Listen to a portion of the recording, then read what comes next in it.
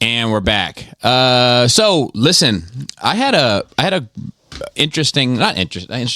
unique, I guess, but fulfilling podcast I did yesterday. It's going to be on your friend from the neighborhood. Yeah. Yep. It's a show that I do on Patreon, Joey, called What a Wonderful World. Is that where you have to pay for it? Yes, it is. It is. Thank God. Thank God somebody's making money. It is. It is, listeners. But I am planning low price at $29.99 per month. I am planning on maybe trying to do something for us sometime around Father's Day area. Just because I'll have carte blanche to do whatever the fuck I want. I was about to say, I don't know any of my children. Right.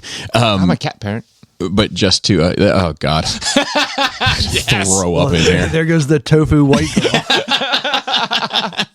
My baby is approximately 2 years old. I don't know because I adopted him. He's a cat. Yeah. And there was a guy, well, it doesn't matter. Anyway, so where it's guys that hung out at the World and shit, this house where we all hung out when we were kids.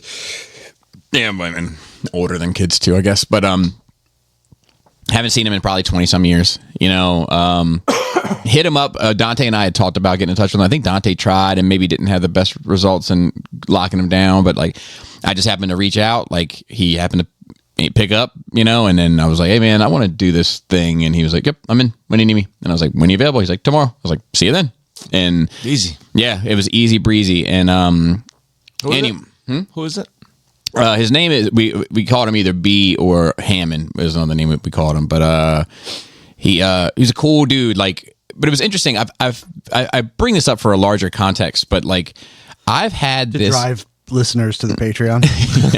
Yes. Actually, let me see what else I posted on there this week. We could talk about like too much. Yeah, probably. But so how we are perceived, right? And like who has a more accurate, like there's like this thing of how you think you're perceived versus how you are actually perceived. Mm-hmm. And then you're kind of different people in different worlds. Well, many people are, I don't know that I totally am, but like, you know, and then who has the most accurate depiction of you? Like you take this like softball shit, right? Do you mean accurate between the two, or how you really are, or how you think you are? Yeah, all of the above. Yeah. I love that. That's what I love. Yeah, that's how you perceive yourself, how you want to be perceived, how you're actually perceived, and who you really are, which is you don't even perceive. Correct. Yeah. So like the softball people have like very limited interactions with me, and they're usually centered around some sort of drama. I feel like sometimes not. You think I should throw them off when I show up? Yeah, but I love that. I threw them off when Cody showed up. They're like, "What the fuck?" And then like Who is this lesbian? I showed up. Yeah, Cody. And then I showed up with like my coworkers one time, like twice actually, and that fucked them up. You know, like and I mean, I don't even fuck them up. It's just like, man, who is this guy? Like, you know, I'm gonna dress up like a triad. I'm gonna get my button up and everything. You should. Like, you should. Who is this guy? I bet he's interesting and has a platform where I can get more information about him. And listen to all this different. Too much information about him. Yeah. I wonder if I could pay for it. Yeah, and you just pass me opium. And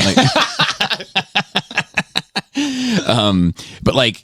So like they have like they probably in the circles of my life they probably have the least accurate like perception of who I am, but it's mainly just due to their limited interactions and that those interactions are so hyper focused on particular aspects of how I handle situations. You also have the least actual interaction with them though. Correct. Right, because it's like you're watching your daughter play. Yes. And the rest of the team, but you're there almost exclusively for your daughter. 95%. Right. So they're doing the same thing, and then they just see. Well, they're not, but they're there. I mean, and that's not a slight to them, but like a lot of them. I mean, they're there obviously to watch their kids and shit, but like they're getting more of a social. Yes, 100%. So, but you're not there for that. No, and I told them recently. I decided to be. I was at a slight buzz. And and I was like, one of these joints, and I was like, you know what? I'm gonna tell these motherfuckers how I feel today. If they, and I was like, well, I'm not here to make friends. And they like looked at me and I was like, I mean, I'm down to have a friend, but I was like, I got enough friends. Like I'm here to watch my kid play. That's why sometimes I don't sit where you guys are sitting. It's not that I don't like you guys. It's that the seats are better here to see my kid play. And that's why I'm here. If you guys want to come over here, by all means. And watch your kids. Welcome. Also. Yeah, welcome. But I also feel like you sometimes play a character. I think I do too. On purpose, In order to get to see the other reaction. So Means to an end. And then I think there you're more likely to be a character because there's less repercussions. Yeah, that's true. And then I like that, like, because they don't really know me, that like the shocking stuff, like at work, for instance, like if I say something shocking, like I almost feel like I got to go like so far now to like It's still almost like ridiculous to still shock people. But there I can like play around at like an intermediate level and like shock the fuck out of them. They ain't ready. No. So it's fun for me. But like, but anyway, like from the interaction I had with this dude yesterday, this buddy of mine, like, at the World, it was owned by two guys. Two guys lived there, Brutus and Brutus and Mario, right? And I was friends with both. Brutus was like a year younger than me, and I think in school he was 2 years younger than me. And then because my mom pushed me ahead a year because I was born so late. It used to be January 1 cutoff. I'm born at the end of December. Yeah, which probably wasn't the right call for me. I'll have you know, but Could have been a mathematician. I know. If only. If only. I would have had 9 more months. Yeah. And so I say all that to say this is that, where the fuck was I? The World, Brutus, Mario. Yeah. So Mario was like 5. Nobody really knows how old Mario was. It kind of seemed to fluctuate, but he was at least 5 years older than me, if not more. But I connected to him more. I was friends with both, very close friends with both, but I just connected with Mario better. Like, I think because of music and more of a creative, and Brutus was more of like an animal in human form. He was great, but so I was talking, so you usually you were in one circle or the other, but there was some overlap. Like, they weren't mutually exclusive by any means. Like, I might be hanging out with Mario and we're doing this, we're working on this thing, but then like we take a break, come downstairs, Brutus and them are there, and we'll all chill for a couple hours and then go to our separate things for a couple, and then we come back together for like the evening when like the shit gets lit and the fucking drugs get rolled and fucking, and everything starts popping off. Then it's like a full party for everybody. So we're in similar circles, but also separate circles. Anyway, he in my mind, they kind of thought that we were kind of almost like nerds because we were like doing creative things and like working on projects and music and that sort of a thing. And they just like to fight fucking get fucked up. Fight fucking get fucked up. That was like pretty much what they did. And so I always thought we were like kind of like, we weren't as party animals as much as them, and we still party, but like they were like fully committed. Like Dante was definitely in the Brutus circle, and all he did was fight, fucking get fucked up, So talking to him yesterday, he was like, I was like, talking about those dynamics and everything, and he was like, man, we used to think you guys were so fucking cool, and I was like, what? And he was like, I don't know, man. You guys were like focused, and you had a mission, and you were always like had a goal, and you were getting after it. And you just conducted yourselves in a way that just was like, fuck, man, those guys are fucking cool. And I was like, I had no idea. I thought you guys thought the complete opposite. But it goes on to show, who that you're not. You may not be who you think you are to someone. Yeah. And I've noticed it at work a little bit. I've been in my job for a while, and somebody said something the other day that was like very kind, like, it almost like broke my heart a little bit. But they were like, I was saying how like people know that me and this other guy are friends, and so I wouldn't expect anybody to say something poor about, it'd be like if somebody was like, Joey's a real asshole. It's like, obviously I'm not the person to say that to, because like I'm going to defend him and it's not going to go anywhere. You'd say it to me and I'd be like, yeah. Yeah, that would be fair. But I wouldn't. But so like I can see how someone would come around me and be like, Joey's so fucking cool. I would, you know what I mean? Because he knows that it's going to sit well with me, right? So we were having that conversation, and this friend of mine was like, I was saying how I feel that way about him, and he was like, and he said like something. He's like, dude, he's like, I've dropped your name tactically, and I was like, what? And he was like, I've been in rooms with people that I don't think respect me, so I've made a point to say that I'm a good friend of yours because I think that they probably respect the fuck out of you. Wow. And Maybe he's misjudging how you're perceived. so he could be, but even that he would have that perception at all, Yeah. you know, is it's interesting, you know, and Because those people were like, oh, like sweet. When do you think he'll promote? Since he's so goddamn good at everything. the model average employee.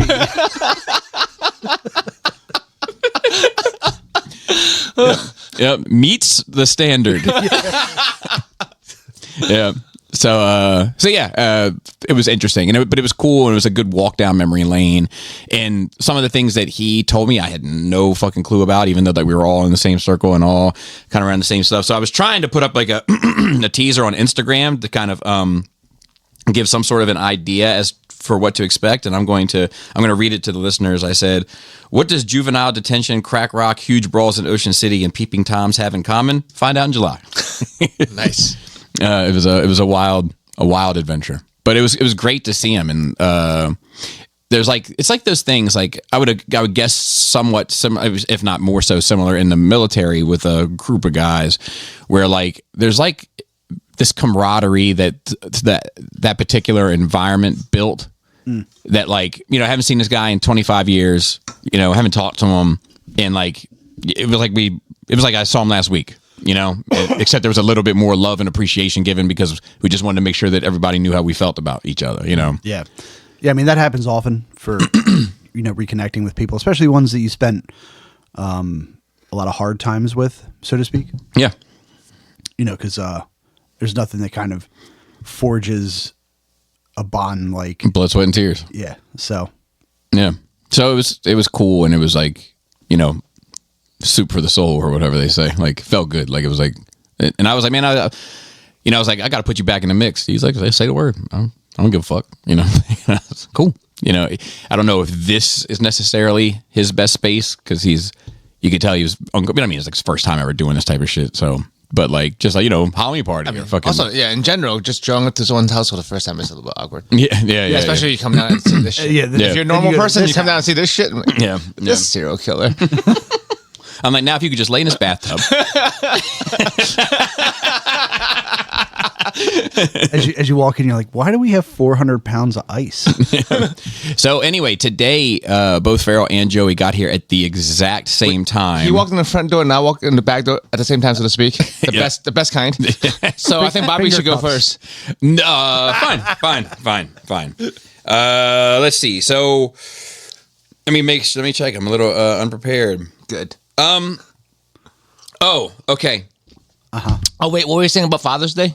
That I was going to try to organize something, maybe have like a make pizzas and shit night and party. Yeah, like a pizza party, and you know, Are you guys going to pizza off? so it takes so much here that like I would say it would be better to set up a separate night for a separate attempt, but like all the ovens are going to shit all over the fucking kitchen. Like it's a whole to do.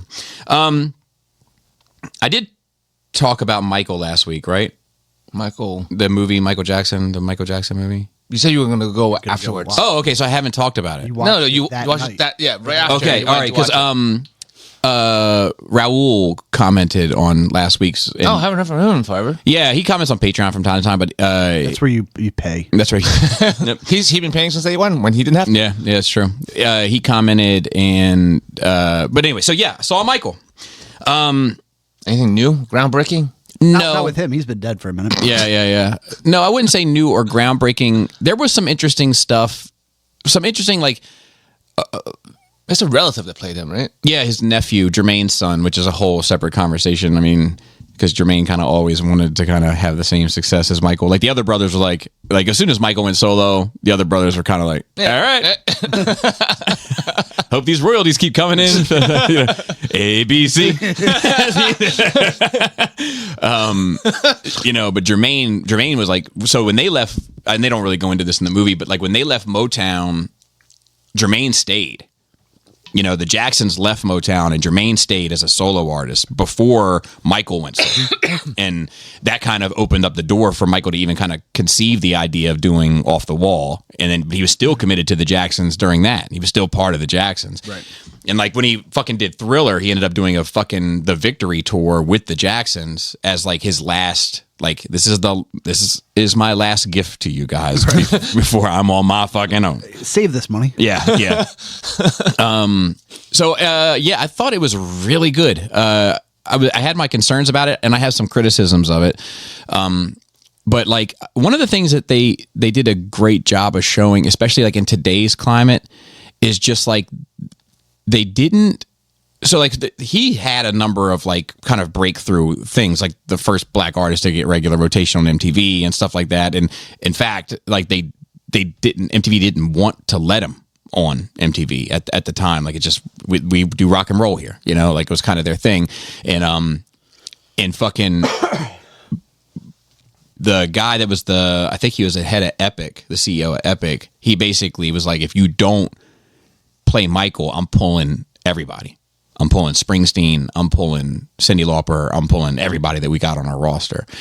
And it basically forced MTV's hand to play Michael. And then Michael became this, Thriller is what really made Michael like this fucking, you know, icon.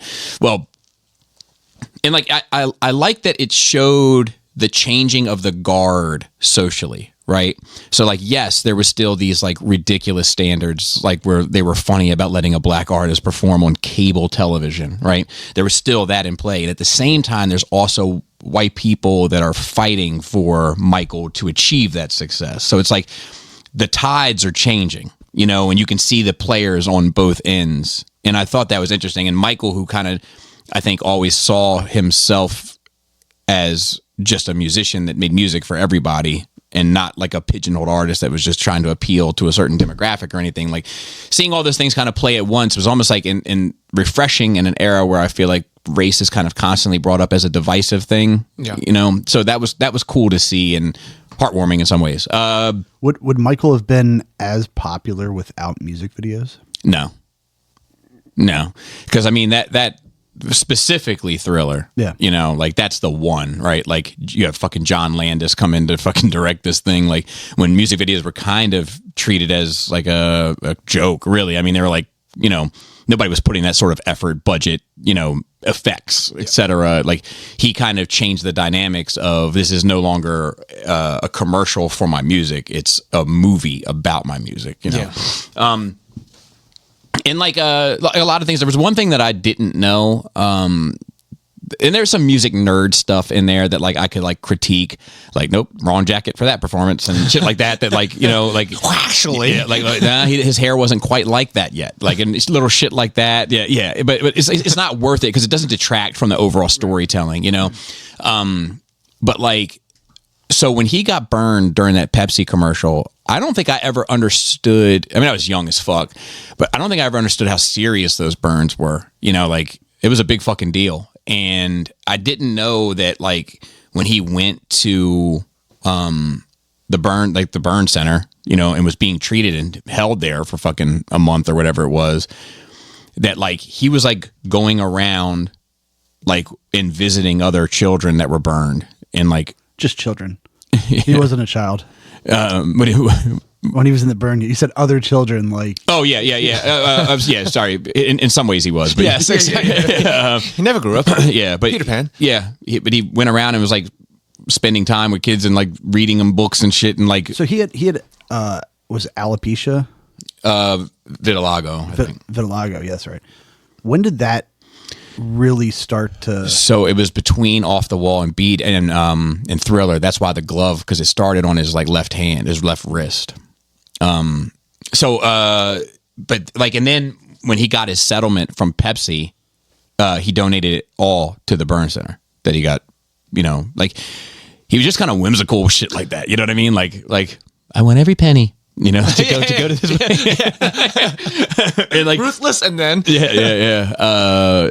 It was so that was cool. A couple things that I didn't know in that regard, but I think it.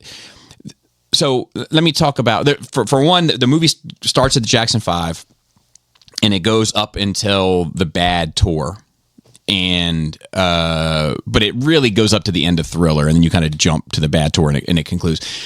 And there was some scene that got cut about the ending that dealt with the allegations that had to do with the settlement clause from the first case. And I imagine that would have been a much better ending, because the ending of this movie is really what drags it down. So like, it's like, to my opinion, it's a solid story, solid telling. A couple things I wish I could have got more of. Like, they didn't really dig into his love life at all, and he did get around with some young ladies out. Like Brooke Shields was one of them, and he was caught in blackface. Yeah, I mean, not blackface, but with black makeup, darker makeup. But blackface is like kind of a specific thing. I know, but in order to not be recognized when he was going out on dates. Yep. And whiteface, and and a bunch of like disguises, like the Fausto Marx or whatever his name is, like the fucking mustache. Yeah, like he was, but they didn't really dig into that at all, which I would have thought was interesting. There was a lot of there was maybe too much of him showing like how he kind of composed music. And maybe we only needed to see that once, and we see it a couple times. But the ending is really the biggest problem, because he does 3 performances back to back. He does Human Nature on the Victory Tour, and then he does, I think, Dancing Machine or Blame It on the Boogie, or one of those Jackson 5 numbers. And then he says he's done with the Jackson 5, which is a true story. That shit happened when he was on stage. He was like, this is it. Say goodbye to the Jacksons. You'll never see them again. Like, he made it clear, because he was getting ready to go tell Joe the same thing. Like, that's all legit. And then like basically he walks backstage. Joe is like, what the fuck? And he's like, I'm done. And keeps walking, and then walks on stage to the Bad tour. It's like, and then he does Bad from the Bad tour. Probably should have been Man in the Mirror if we're having an honest conversation about it, but he does Bad, and then it closes. So you get 3 musical performances like back to back, the whole record, right? Mm-hmm. And like, it just started, that ending started to feel more like a concert and less like a movie. And it didn't. It has a resolution, but the resolution is kind of with an ellipses and not an exclamation point. I had heard that people felt like there was like they left room for a second part. So there definitely is room for a second part, and it even says like some Avengers type shit at the end, like Michael Jackson will return. It's not that, but it's like somehow. I think it's I forget what it is. Something like his story continues, or something like that suggests that they could do more, and they could do more. I mean, you could do all the bad, dangerous history, the allegation shit, and all that. However you work around that. What's interesting is that they can't do anything about the allegation stuff, even though he's dead. Like, well, the people are alive. Yeah, the one from that settlement, because. So that's another thing. Like, Michael isn't telling this story, right? It's the Jackson estate. They're involved in the movie. Yeah, they are. I mean, they are the state. They are. Yeah, but so it's part of the. Yeah, it's just weird to me that even in death they're like, yeah, because it's fucking bullshit. But that's another thing that like I hope that they get to do a second one. Is that a statute of limitation on that shit, or a copyright? So I'm not sure. That will pass. Some people can talk about eventually. I'm not sure. It's not his death. So like I even listened to what is the name of that podcast? Mr. Sunday Movies. It's his podcast, Weekly Planet. And I love those guys. I think they're funny as shit. Their chemistry reminds me of what Adam and I had at our best. Like they're great.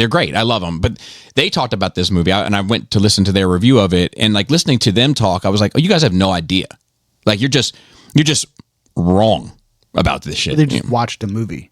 No, about the allegation stuff specifically. I think I would venture to say most people don't. Most people don't. And so that's why I hope that they do continue with it, because I do think it's important to sort of change the public opinion, the court of public opinion about it, because most people don't understand the dynamics of that story. Can you have a third party documentarian do something like Maybe like a fan's toy. Yeah, but it would But have, no one has. no one has. Because the third party independent. Well, so I mean, documentary- there have been some, but like they've been on YouTube or Yeah, no, shit no, like, but like yeah. like a legit like a legit one, yeah. that- But it would also have to be equally as successful. Like this movie's doing great numbers. Yeah. You know, and it's interesting. like a fan's toys.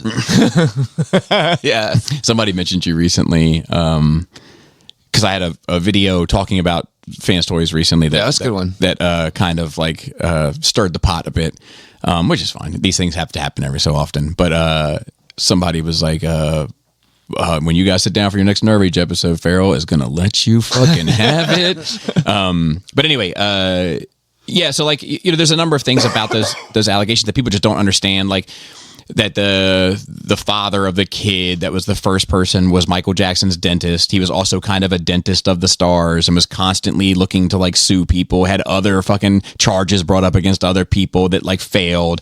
That his son was supposed to he wanted his son to play Michael in the 1992 made-for-TV movie about the Jacksons, and his son didn't get picked. And then the allegation started, and then Michael settled it and to make it go away because he's that way. But it was poorly advised. You know, his attorneys wanted to fight it. You know, and he's no, I just wanted to go away. You know, and And it doesn't. And it doesn't. Now it makes you look guilty. Yeah. You know, the father ended up killing himself. Good. You know, the son ended up moving out of the country. Like the second one, I forget the thing too. And then like the third one, another guy, that was the one that the Oprah documentary on HBO was based off of, but he was supposed to, I think, play Michael in a Vegas residency musical about him. He didn't get picked for that, probably because he's a white guy, and it doesn't make any sense. And so then he said that shit happened, and one of his like famous quotes that's like been torn apart in that documentary is he was like, the one time I'll never forget. Oh God, I can't even just to think of it. Like, okay, I need a minute. The one time I'll never forget, it was 99. I know it was the summer of 99 because my grandma was sick. I'll never forget that year, 99. And I was at Neverland Ranch and we were on the train. Oh God, I can still hear the train on the tracks. I can hear the train. And Michael touched me for the first time, like this shit. And then you find out the train wasn't built till like 05 or some shit. Like, you know what I mean? Like, there's just all, and then like the fucking feds investigated him for fucking 5 years, wrote a 300-page fucking document on their That investigations. doesn't mean a whole lot anymore. But didn't find one shred of evidence. Did And a better job back then, I think, maybe. Probably. I hope so. the other thing that people point to is there was that Michael Jackson did own a published book that had naked children in it. Yeah, but it was like that artistic Yep. tabletop. What they never mention is that it was a New York Times bestseller, that every fucking soccer mom had it across America, that like, you know, it was a very, very And common. he didn't take the photos. No, not at all. Not at all. He wasn't like, I'd like a little bit more penis. Or less. But anyway, I did. So I wish it would come out to sort of change the public opinion about those sorts of things. But like, but I thought it was good. And the main problem is the ending seems a little abrupt and yet also dragged out in a weird way. You know, and then I wish I would have seen a little bit more personal details about like his life away from music. I Is there did. any interesting cameos? Anyone? Did Wesley Snipes show up? Oh, that's later. Wesley Snipes Or Macaulay that was Culkin? so they go into like the gang stuff. So I mean that's another thing about those allegations, right? Like Corey Feldman was passed around Hollywood like a Dutch at fucking the underwear where I fucking was hanging out at, and he's like the only person that never tried to put his fucking hands on me was Michael. And Macaulay Culkin says the same thing, Right. You know, there's this and that guy could use some cash. And a haircut. And a shave. Oh, that's another thing. All three of the allegations that were brought up against Michael were all civil. Not one of them was criminal. Right. You know, and I don't know about you guys, but if I ever heard that something happened to my kids, like you can keep every nickel. I don't want a fucking dime from you, but I want you to rot. Well, you know, I want you to rot. I'll take a couple dimes, though. yeah. I found this video. So Michael was performing I Just Can't Stop Loving You. It's like the ballad record off Bad. And it was supposed to have like a long outro for him and the girl that was doing the vocals to kind of like ad lib and have it. But this guy, Brad, who was like the sound designer, let it go too long. So Michael fires him like while he's singing. Like he's like, your job's gone, Brad. What are you gonna do? Like, all that shit. And it's pretty great. Like, listen.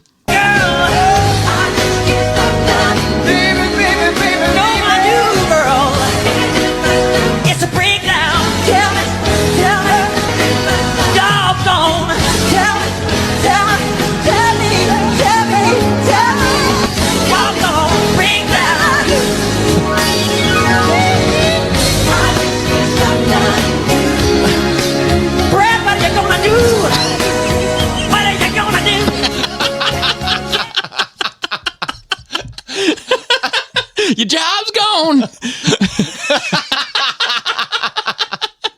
Did they also cover the halftime show where he was fucking with them about when he was going to start?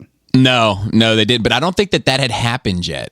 I I guess It was later. I think it was around Dangerous that happened. And then he fucked with. They did let him take a shot at Prince during it, which was great. He's like sitting in this pool, and he's like kind of, and his brothers are like playing pool basketball or Marco Polo or whatever the fuck, and they're like, Mike, fucking play with us. And he's like, I can't. I gotta. God is watching me. I gotta be here when God gives me these ideas. I gotta be here. If I'm not here to get him, he's gonna give him to Prince. Which was great. So yeah, and so here's another thing about it. So I cried through the whole thing.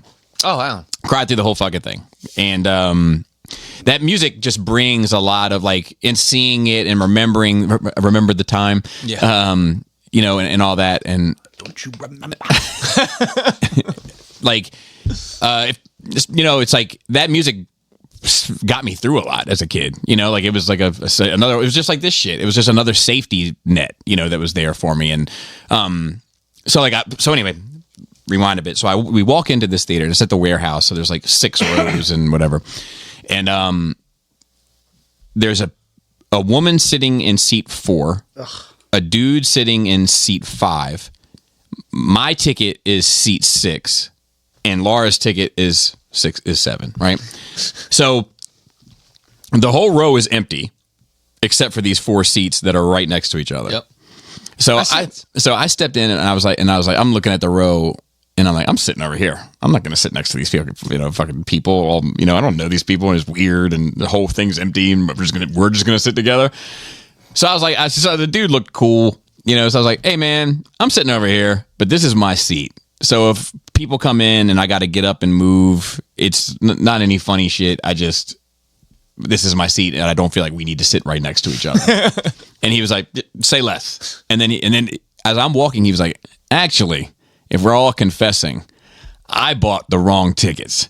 I bought tickets in the front row where I thought they were in the back row. So if you see me get up and leave, somebody wants their seats, and I gotta go back up to the front row. And I was like, cool, we're all good, buddy. You know, and then I cried through the whole fucking thing. And then the movie ended. I'd have been like, ice. The movie ended, and I got up, and I was like, I'm glad I didn't sit next to you, because I'd have felt weird crying next to you the whole fucking movie. And he laughed. So that was good. But then it ended up causing a bit of an argument with Laura and I. I'm not going to get too into it because we're good now. We've got. I think we had a breakthrough these last 2 days because of another event that I'll get to. But I fucking lost my temper with her the other day. Not good. But she just pushed me over the edge. So we've been having this issue recently. She's working more. She's working 4 days instead of 3 days, and as a result, she's having to juggle everything that she normally juggles on her days off on 2 days in 1 day. And shit's falling through the cracks, you know. And one of the things that's falling through the cracks is our relationship. And I mean that not in like our marriage, but just in like our friendship and our whatever. It's like the soil's not getting watered, you know. So we're coming back home, and I was talking to her about, like, they show Joe Jackson beat Michael with a belt, right? And then they allude that it happens a lot more, but they only show it once. And I was telling her that, like, my gut reaction to that was like, man, I'd have loved if it was just a belt, you know. That was like my initial reaction. But then, as I was saying it, I was like, but then what I realized was that, like, it was never really the pain that was the issue. Like, the pain was secondary. It was the fear, the not being in control of your environment, the having no personal security, the unpredictability of where you were. Like, it was that shit. The betrayal, yeah, of a person that's supposed to care and love for you hitting you instead. Yeah, all that kind of shit. Anyway, in the midst of that, she starts trying to wave to a neighbor and get the neighbor's attention. And I was pissed. Like, I was like, here I am. Like, I don't like to talk about that type of shit not because I don't like talking about it. I actually feel like I probably would be a healthier person if I talked about it more. But I don't want to always feel like I'm like the guy, like, well, my mom was mean, like woe is me, and like have a bloody cry with me. Why don't you? Like, so like I don't bring it up a whole lot, but I was getting to something with it, and the fact that she discarded it that way was fucking hurtful. And it's been a symptom of a problem of just not being locked in with me because she's got all this other shit going on. So then that caused, and then we got to it. So I blew up the other night because Jaina. So wait, it wasn't about the 75, was it? It was. So damn. So Farrell had some information. It's a long story, and I'm not going to get into the details of it. But he had some information on a test that Jaina recently took, right? And he sent it to me. And I didn't share all the details of it, but I said, I just not thinking. I was tired as fuck. I was in the middle of doing 100 things, and I just wrote in the family group chat, "Hey, Jaina, as a heads up, you passed this test." And then she was like, "Right," and I was like, "Oh, okay." And I just thumbs up, and she was like, "I mean, we talked about it," and I was like, "Did we?" And she's like, "Yeah, like I told you about it. I told you I passed this test." And then now I'm the asshole, right? And then I started thinking about it, and I remembered, like, I was like, oh yeah, that was the day that her and Laura were kind of they were kind of beefing, and she texted me that she passed, and she didn't text Laura, and then that was kind of an issue, and I remembered the details. It was just that in the moment, I thought I was doing like a good thing. I was like, let me just share some good news, and and then it became a thing. So then, she was like, she kind of made this like comment, and I'm reducing it, or I'm exaggerating it, but it was something like, you probably knew what the softball score was. Of like some game that Selena was in. So I was like, look, I went into this whole thing. I was like, I'll be honest with you. It probably, like, I was tired as fuck. I had shitty night's sleep. I was doing 100 things. I thought I was trying to share like a positive thing that you could like feel good about. Like, she hates school, because of the social aspect of it. And I thought maybe it'd be a little pick me up for the middle of her day. But you're right. I wasn't thinking. I didn't think it through. I fucked up. I knew that you had passed it. I don't think that it had the weight that it should have for me, because there wasn't a world where I imagined that you didn't pass it. Yeah. Like, she's passed another test within the last year that I was like, fuck yeah, like surprised, like not surprised, but kind of like proud, like, yeah, you fucking did it. I knew you could do it, but you did it. This one was kind of like, yeah, what, are you gonna fail it? I would have been more disappointed had she failed than I would be proud that she passed. Yeah. But I was like, but that's not an excuse, and I'm sorry that I didn't think of it in the moment, but I had the best intentions, and please don't think that it's about softball, because it's just that like softball takes a lot of time, yes, but we're also going on a whole fucking vacation so that we can take you to a school to see, like, everybody's getting their moment. It's just that softball's this constant itch, and yours is like a huge scratch once in a while. And and going through, but it was like a 20-minute, it was like an apology tour. I felt like fucking Kanye out here, fucking, you know what I mean? Like, making it up to everybody. And but she understood, she accepted, and I think her and I were good. And then Laura stepped in and was like, because it is abnormal behavior for you, is what she said to me. And I fucking lost it, because I was like, well, if we're going to talk about some abnormal behavior, and then I fucking let that, and I was pissed. I left the house. Like, I took a walk. I was like, I need a minute. Like, I was fucking angry. And then I came back home, went to bed. The next day, Laura worked, and then her and I had to go to softball together, which was awkward, but for a bit. But I was like, look, then I apologized to her. Went on another apology tour, but I was honest. I was like, look, I apologize for how I acted. Like, I raised my voice. I don't like doing that type of shit, and I don't like losing my temper. I don't like losing control. It used to happen frequently when I was a young person in my 20s. But like, I've gotten a pretty good grip on it, and like, it's uncommon for me now. You talk about abnormal behavior. So I am sorry about how I reacted. And I was like, but I'm not sorry about what I said. About how I felt. I'm sorry about how I said it. Right. And then she started opening up a little bit. We had a good talk last night, kind of continued into this morning, and then a little bit this afternoon, which then led to some good sex, and and now we're back. Got the dog upset, and then we just got the dog all upset because she hates to see me getting some pussy. So then like we got back to we're good now, we're solid, and not that I ever thought that we wouldn't be, but like it was a thing. you know. But and it stemmed from this Michael movie, which is how we got there. Well, I'm sorry that me sending that score led to some other stuff. I was disappointed in Jaina's Performance. Yeah. So she actually said, so for those listening, Jaina is doing some mopping associated stuff.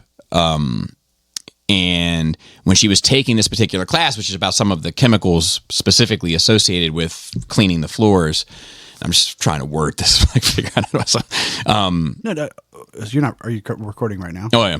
And she was like, well, when I don't think she took this test very seriously because she was like, when I was in class, we spent a large portion of class having quizzes and tests and practice tests that were like, if you see a dangerous chemical, do you A, sniff it, B, touch it, C, taste it, or D, try to find out what it is? Like, you know, or something like that. So like, I think she underestimated it. And then the day that she passed, she was like, test was a little harder than I thought it was going to be, you know? But anyway, all's well that ends well. Let's see what else I have here in my notes. So Michael, I give it 8.5 out of 10, and I do recommend that people see it. And I do think there's some fishiness, not a conspiracy, but I do think there's some fishiness that fucking Finding Neverland or whatever it was documentary has like a 98% critic score and a 27% audience score, and this movie is inverted. And I think it's journalists trying to be on the right side of history, you know, and that sort of thing, but discouraging. But it seems to be performing exceptionally well, the movie, and I'm glad to see it because and that guy's fucking performance of Michael is absolutely incredible. Oh, good. It's absolutely incredible. That's a hard role to 100%. His voice, his tone, his cement, like 100%. His like that kind of almost melodic way that he spoke. You know, it's all perfectly captured. My wife said something funny as shit at a softball thing. God, all you talk about is I know. You and Jaina, two peas in a pod. So, and I got more. I got a 90% on that test. I got more softball coming. So she said, I just care that Selena plays well. That's all I care about. Like, I don't want her to make an error. You know, I want her to perform. We can lose by 30 points. If she goes out there and knocks the piss out of that ball and fields well, I'll go home and celebrate, you know. Laura, not the case. She's like, look, I paid $1,500 to get in this league. We better win. If we're not winning, what are we doing? We're fucking losing. You know, so anyway, the kids got their ass whipped on Saturday morning with their first game. I mean, got their ass whipped. Like, it was rough. But they were still in good spirits. Are we talking like 18-2? Yeah, somewhere around those numbers. It was rough. Like, I stopped keeping track because I didn't want to know when anymore. the statistician gives up on it.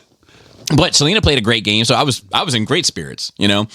And the kids, for whatever reason, they were in good spirits too. Despite everything I just said, they were in good spirits too. So they're out there like right before the end, and they're kind of like dancing, playing, they're high-fiving each other. This is a quote from Laura.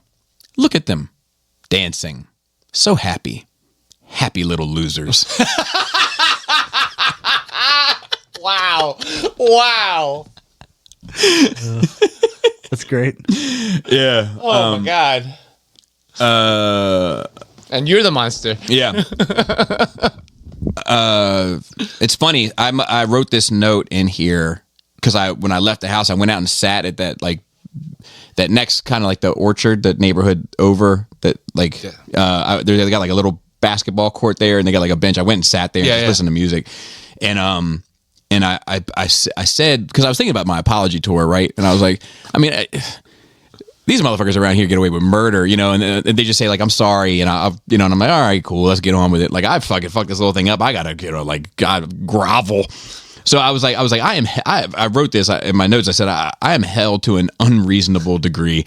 I said, I feel like I can't make a mistake. I'm considering reaching out to Joe, but he would come out here, and that's selfish of me. I would have. I know. What night was this? Let's see, not last night, night before. Tuesday night. Yeah, I'd come out too. That's kind, but We could have all gone out and have pizza.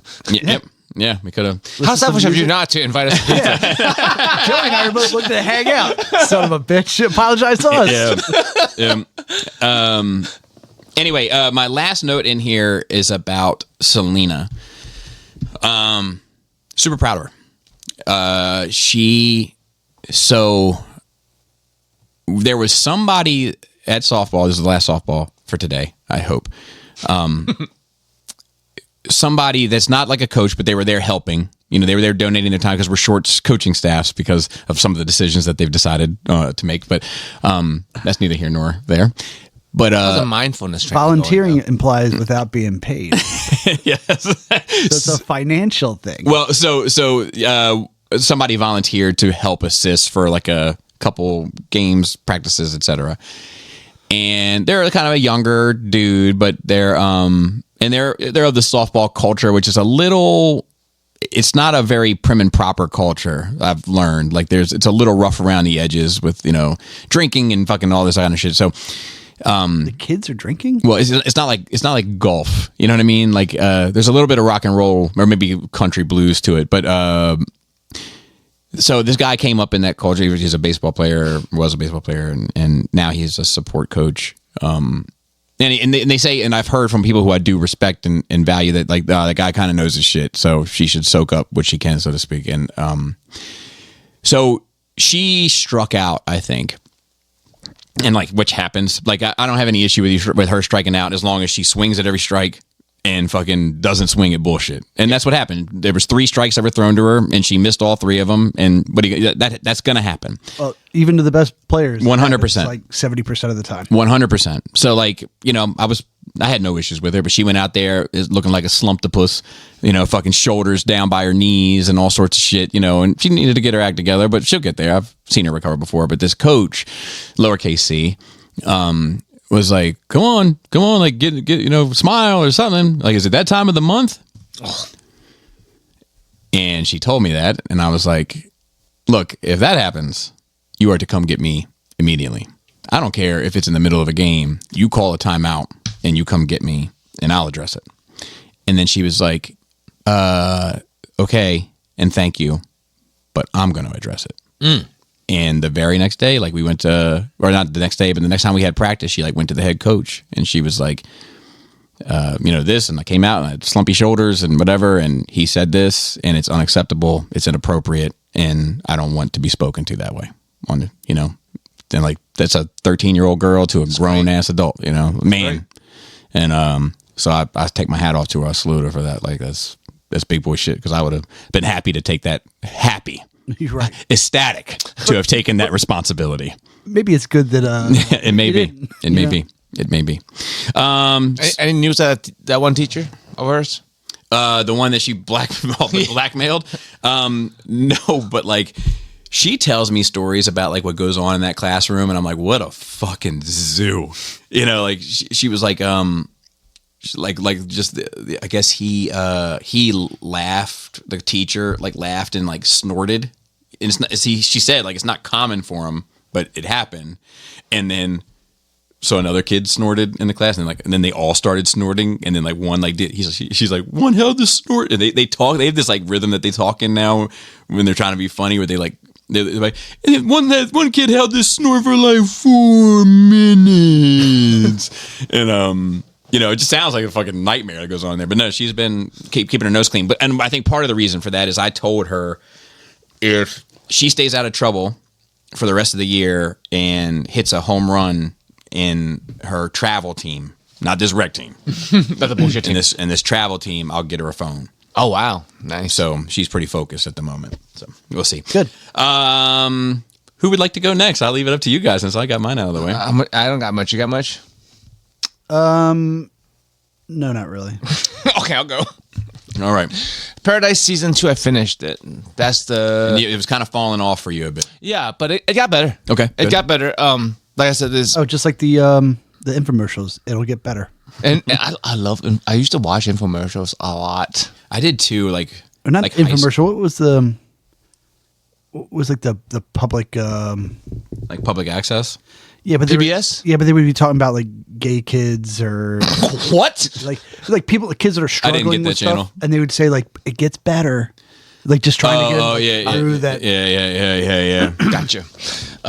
No, it got better. It's got a lot of the episodes, maybe all of them. I could be wrong because I don't know songs of names of songs, as I've mentioned before.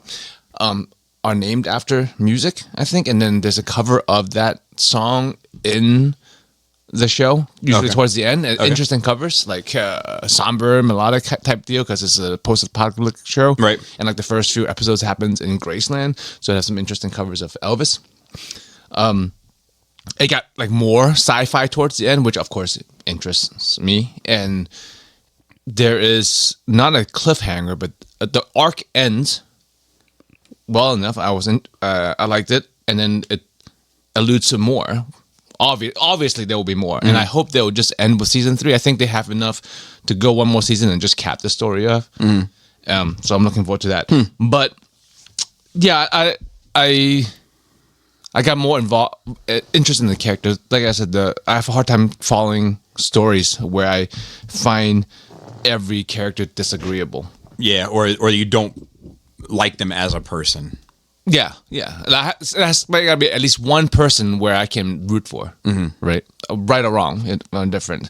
But some of the characters got better subjectively, and I was more interested in what they had to do or wanted to do. But I don't know if it is me in my looking for things I don't like, or that I just happen to be consuming a lot of media that deals with the topic, but like it keeps coming up. I feel like that I'm watching shows or movies that has to deal with parenting, and it makes me look at it in a negative way, which is not how I feel about it in real life. Because like the only parents I have interactions with is you, some of my coworkers who are good parents, and like Pinkerton, who I think is a good parent, And me. and me as a cat parent. Cat parent. I'm a great cat parent. And me I'm as an gonna spend absentee father. a fucking. Hey, you can't fuck up what you don't touch. Is that a thing? I just came up with that. My dad said we were going to a lady's house and that she was a real cat person. You can understand my disappointment when I found out she just really liked cats. That's a Dimitri Martin joke. Yes. I like that. He's the one with the paper sometimes. And he draws funny pictures. Yeah, I like him. But because it's depicted in a way, parenting is depicted in a way where I feel like it's realistic of what parents would do, and I just find it to be a negative thing in general. Like parents, you would do anything for your kids, and that on the surface level is great, but when you really dig deep into it, it's not the best quality in the bigger picture. Well, so if you're willing to sacrifice like a room full of people for your kid, oh, like, right, we talked about that. Yeah, exactly. So like, but I mean, there's plenty of things I wouldn't do for them. Plenty of things.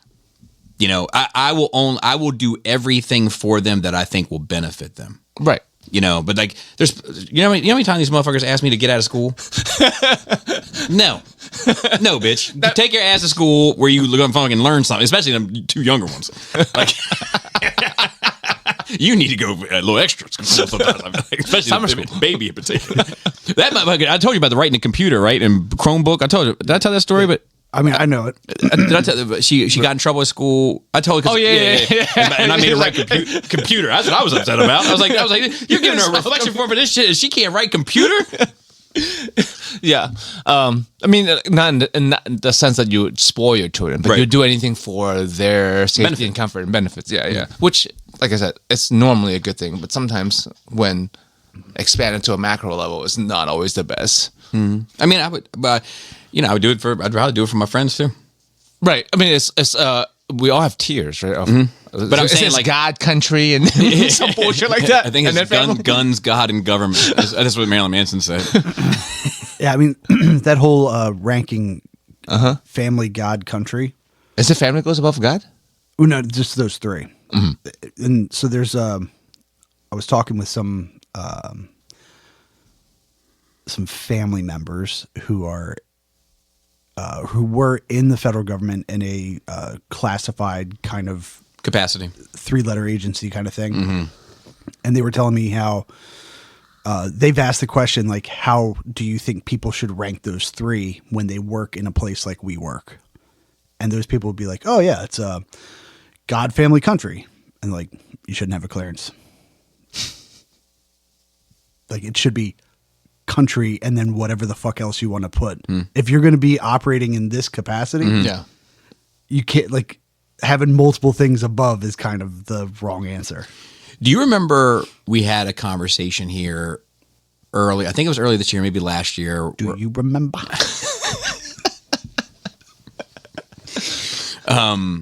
Where I was saying that there used to be some flag word. It was around 9/11 that, like, if you said it or something, that you got red flagged and like investigated and whatever. But I couldn't remember the word. I remember what it was the other day.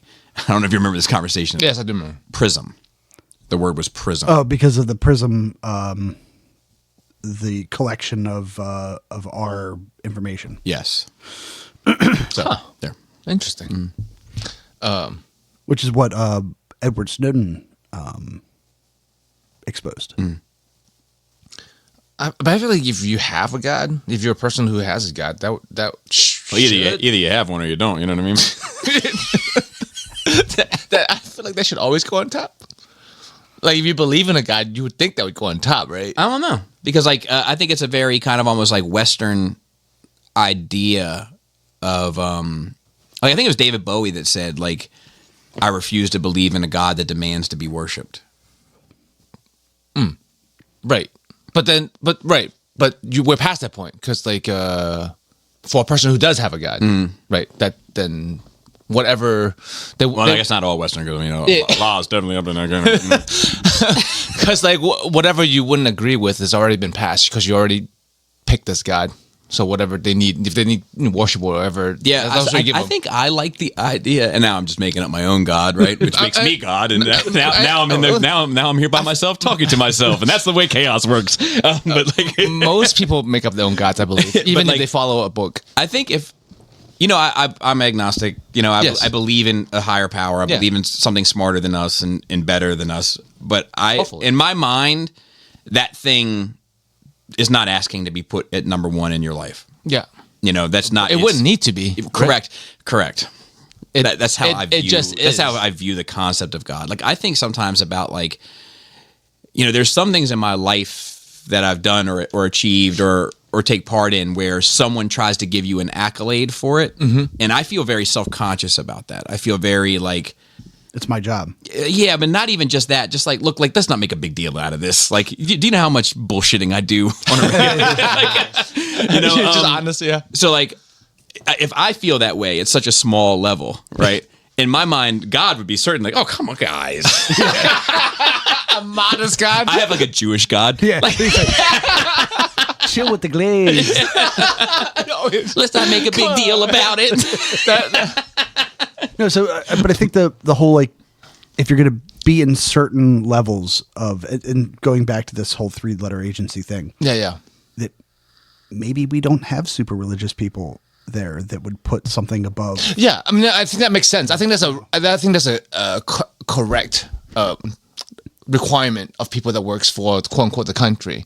Right. That you need them to the country first, The country regardless needs of to be everything their, else. their religion in a way. Yes, exactly. Right. So like, I was just think you wouldn't if you have a God, you wouldn't be able. If you truly have a God, you wouldn't be able to put anything else above God. Right. And So like in those in positions, that you would essence, think, yeah. that would make them not suitable for that. But people can do a lot of mental gymnastics. They're very good at it. Humans They are are. amazing They at are. human gymnastics. It's like, I am working for God by working for my country. Therefore, Where do you? know, What's your rankings? I don't have a God. I'm agnostic. But like, Well, I mean, okay, so if it's not in your top 5, who's God's not on your Mount Rushmore? Just George I think it's Washington. Mount Trump Or war now. I mean, I only have family and friends. Yeah, so I actually was thinking about that. I was like, mine probably goes wife, kids, Oh, by each. Oh, Yeah, but you can't rank your kids though. You've talked about you can't have No. different days is different. Different. It could be multiple in the same day. Yeah, you're my favorite right now. yeah. No, you're my favorite right now. You just broke that. Okay, you're off my list. Okay. But yeah, probably my wife, my kids, my friends, my family, and then the Patreon supporters that pay money to hear this. Hell yeah. That's top five. They're hear part of that? top five. Yeah. With a low payment of $29.99 a month, you can be in Bobby's top 5. Or just $5. We're just $5 a month. Is there no dollar tier anymore? There is, but yeah, they're, How do I they're get on not. that? They have one. They're number 6. How do I get on that dollar tier? You don't get on the Mount Rushmore. Your name's on a plaque at the base of it. Right? Behind a locked door with a sheet over top of I'm it. gonna lose all my $1. You would hope they would just upgrade. Yeah. There you go. I like Positive that. thinking. Optimistic. At yes. least you're on the property. Yeah. Oh fuck! I watched Fate is a series I used to talk about a lot. I still enjoy. It's a mobile game that has a lot of animes and lore and stuff.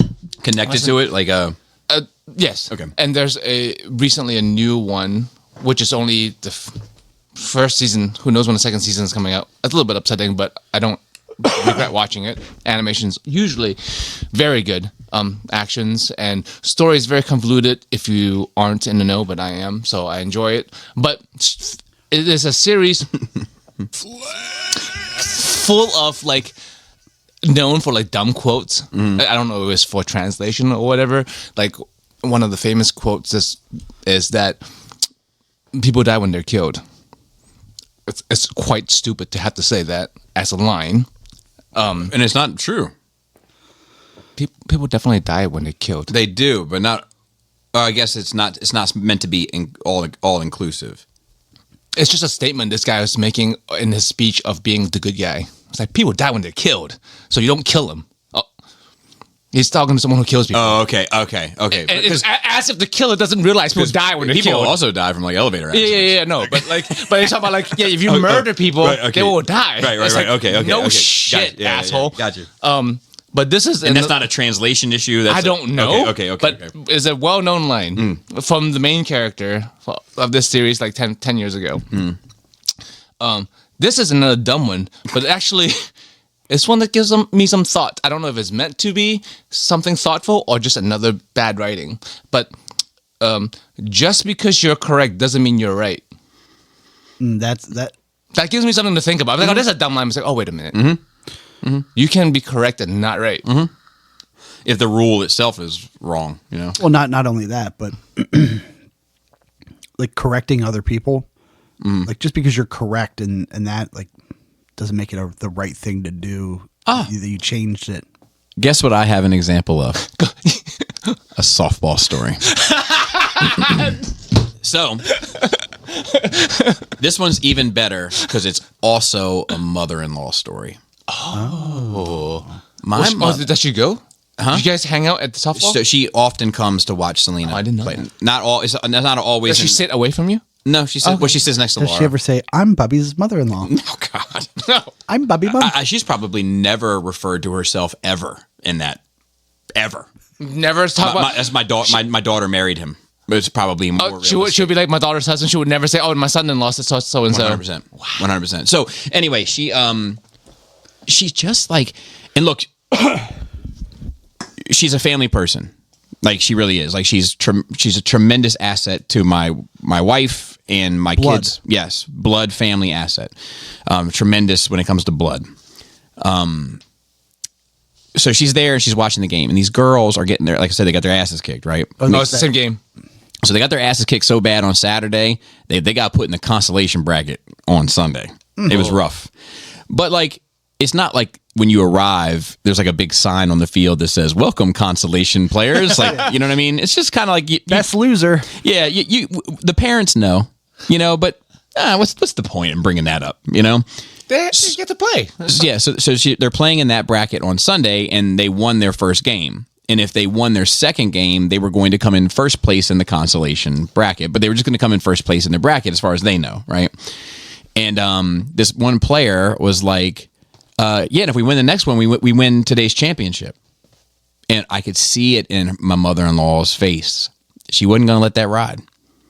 And she let it hang there for a second, and she said, the consolation championship. She had to. See, and she's not, and she was she's correct, but it wasn't right.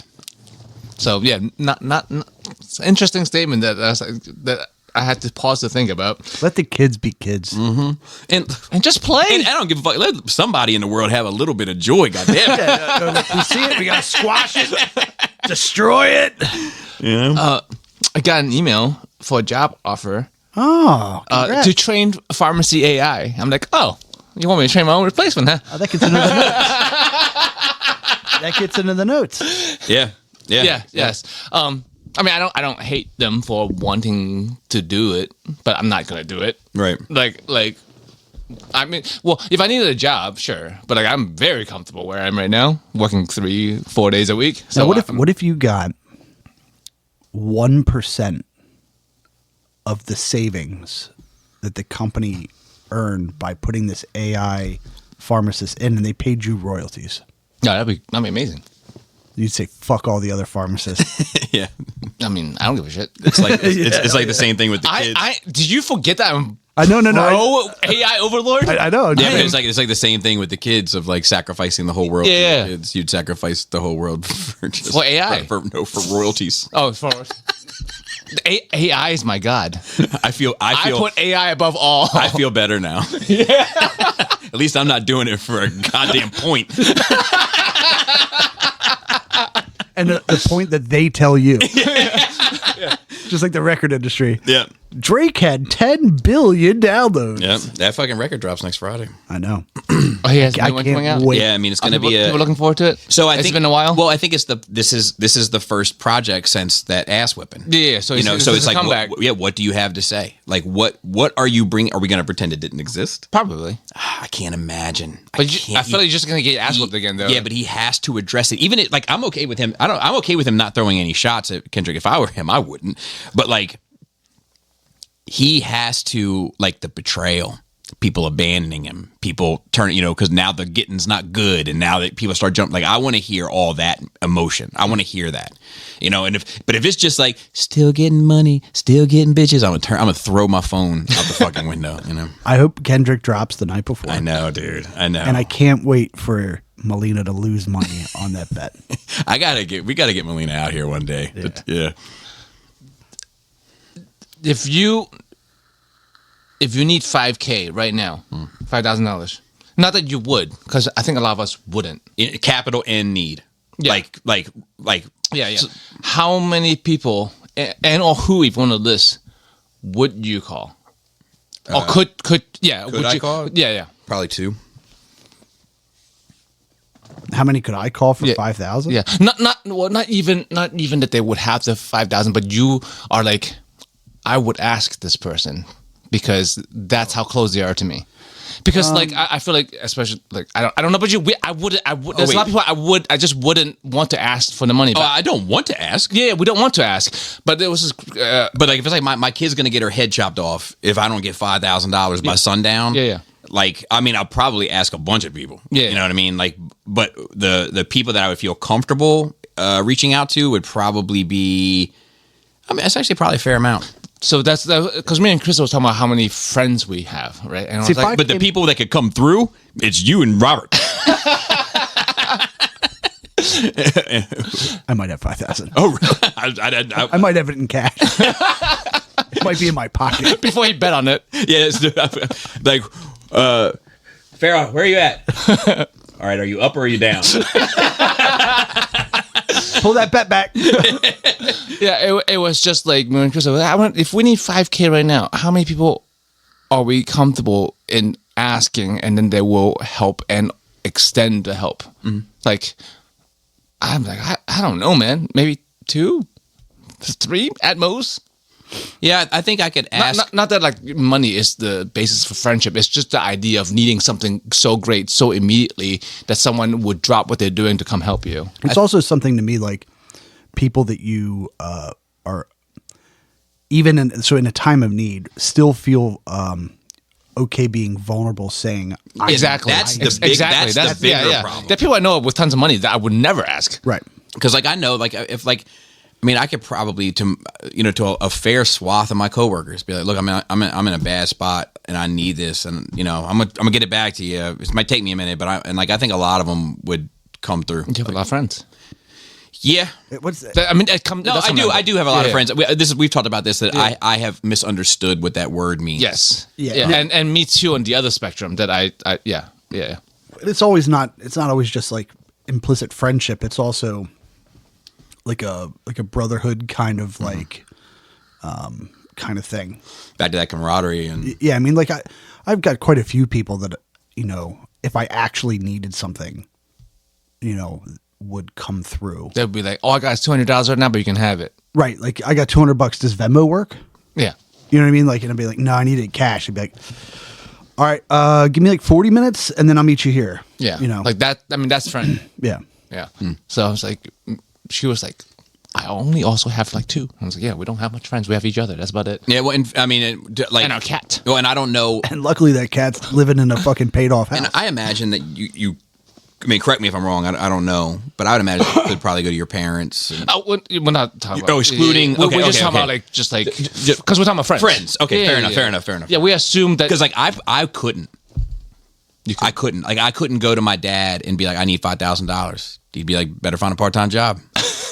Wow. Okay, that's. Oh, you couldn't, as in not that you would not be willing to ask. It's that you would ask and he wouldn't give it to you. Yeah, I would even be reluctant to ask because he would almost be mad that I had the audacity Oh, wow. that he raised somebody that doesn't have $5,000 available. That wasn't responsible enough to prepare for something like this happening. He would be embarrassed. That's I'd be rough. My dad doesn't play. He'd Dude. be like, Dad, listen, I mean, give me the emergency happened. $5,000. Or like if I didn't have insurance when my fucking I know. flooded, but that was 8. My dad has contingency plans for his contingency plans. He would have been like, "Oh, we should have had insurance then." Bob, Oh, easily. The mental gymnastics would be, give me this 5,000 so I don't have to go out and tell the world that you did raise a person. That I'd have a better luck. I'd have fucking better luck. Yeah. My failure? Yep. Fine, here's 7. Don't call me again. because I've found that it seems to me like borrowing money from your parents and or asking money of your parents or taking money from your parents is quite kind of normal in our culture as in America, and to me that's or maybe in general, but to me it's just like a weird thing. I can't imagine asking for. They would happily give it to me, but I can't imagine asking. That I would ask friends before I ask my family. Same. Even though I know that they would be willing to give it to me, I would just feel bad. I'm like, I can't ask more of my parents. So same, And same. Except I know they wouldn't. I know he wouldn't, and I also couldn't ask. I would ask my sister, but that bitch ain't got it. See, my grandmother, she uses money as a And I love you, Cass, by the way. I think she listens from time to time. I'm just fucking with you. Your grandma will just give you her whole bank account information. Yeah. Same with mine. Like if I asked my mom, like, can I have $5,000? I need to shoot, but like, here's 10. Go do whatever you need. Yeah. But I wouldn't ask. So my grandmother uses money as like a fishing line. Oh, no. For love and affection. Oh, okay. Not for manipulation, but for affection. Well, that's two different things. It's Partly manipulation too, though. Yeah. So she'll Because manipulation is to control somebody. If you just want some love and affection, and you want to, you have to buy she's it. controlling that love inlet. right. So to She is. speak. So and the crazy thing is like I call her just to check on her because I care about her. Yeah. And then she'll be like, when are you going to come see me? I'll be like, well, I'm really busy right now. I got this trip planned, this work trip, this thing. I'm thinking this month. And she's like, that's 5 months from now. Don't you remember I sent you that Christmas gift? Oh no, yeah, that's manipulation. And I'd be like, yes. And I haven't forgotten. I'm still I really grateful. appreciate it. Yep. And and she's like, okay.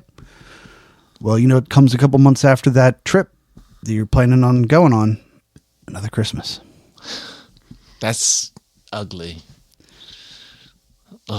But I'm sorry. I feel Yeah, but bad. I do have a large social network, and I don't mean that in the kind like of Mark Zuckerberg. no, I don't mean it in that way, but like of people that if I needed help, I could reach out to, and I would get it.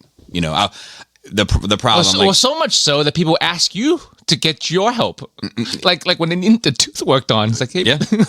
Bobby. Yeah. Well, and I think because I have a reputation of doing that, like that. Well, you know, you're willing to help people. You love helping Yep. people. Yep. So like anytime that like, you know, anybody's been on the Patreon, Pharaoh, and been paying money for monthly content and has been, and specifically like has a rapport with me, and I've found that they've been in a dire strait, you know, I've reached out, but I am also picky, you know, because I can't, it's Can't help everybody. it's not a fucking infinity pool. You know what I mean? The pool has a bottom to it, and I wouldn't do it for just anybody. But when I see that somebody's in real bad shape, I've put it out there to and like, you know, and I thank you guys. I've fucking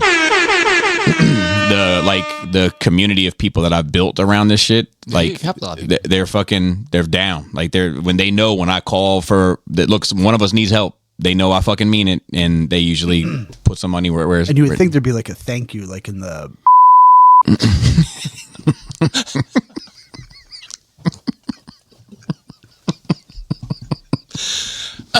If you know, you know. If you know, you know. If you see two people fighting, you don't know them in public.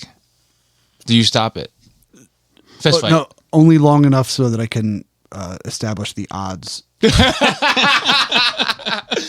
Yeah, if you see, you see two dudes fighting. There's people circling around them. Of course, everyone has a phone up. No one's doing anything about it. Do you let them? Okay, so I'm glad that you said two dudes. That changes the dynamics. That is part of the. This is a part of the. Okay, Another equal- thing that me and Chris has been talking about. Are they fighting, or somebody getting their ass kicked? No, they're starting to fight. They're starting to throw hands. No, I'm probably watching. Okay. Yeah. And do you, okay, so you put a caveat out there, as in you're going to jump in at some point. If somebody looks like they're just pummeling somebody, Yes. I'll probably step in. And you no know? one's helping. You would step. Yeah. You would be willing to take a hit Yeah. to stop. And if it was like a woman or like a kid or some shit, I'm stepping in immediately. Okay, what about you? Unless the- just, unless just the- watch and start taking bets. Unless maybe the woman was kicking his ass. Then what? Then what would you? I Let it go. probably would let it go. Even if she was at fault. If Well, I don't know the backstory. Right. If you knew she was at fault, how about that? I probably would let it go. But is it a why? Why? Because I mean, come on. Also, you don't want to step in and get your ass beat too. What if- Come on. Come on! It's like South Park. I need to get that as a pad button. I've been using it a lot recently. So you wouldn't help at all if you see two people. I'm not even stopping to watch. Oh, you're just gonna move on. Just move on. I like Ain't, that. ain't my business. I'm too nosy. And I like You like a good fight. I like a good fight. You know, I was actually in a mopping van the other day, and we were driving down the road to a job, and the two kids had gotten off the bus from high school and got right after it. Oh, right Yeah. after- Oh yeah, you could tell that this was a planned event. Like when we get off this bus, I'm fucking you up. And we had to ride past it but we ended up being a much shorter job than we thought it was going to be. And I was like, come on, we got to go. We got to get back and see what's going on with that fight. Now, I would watch from the safety of a mopping van.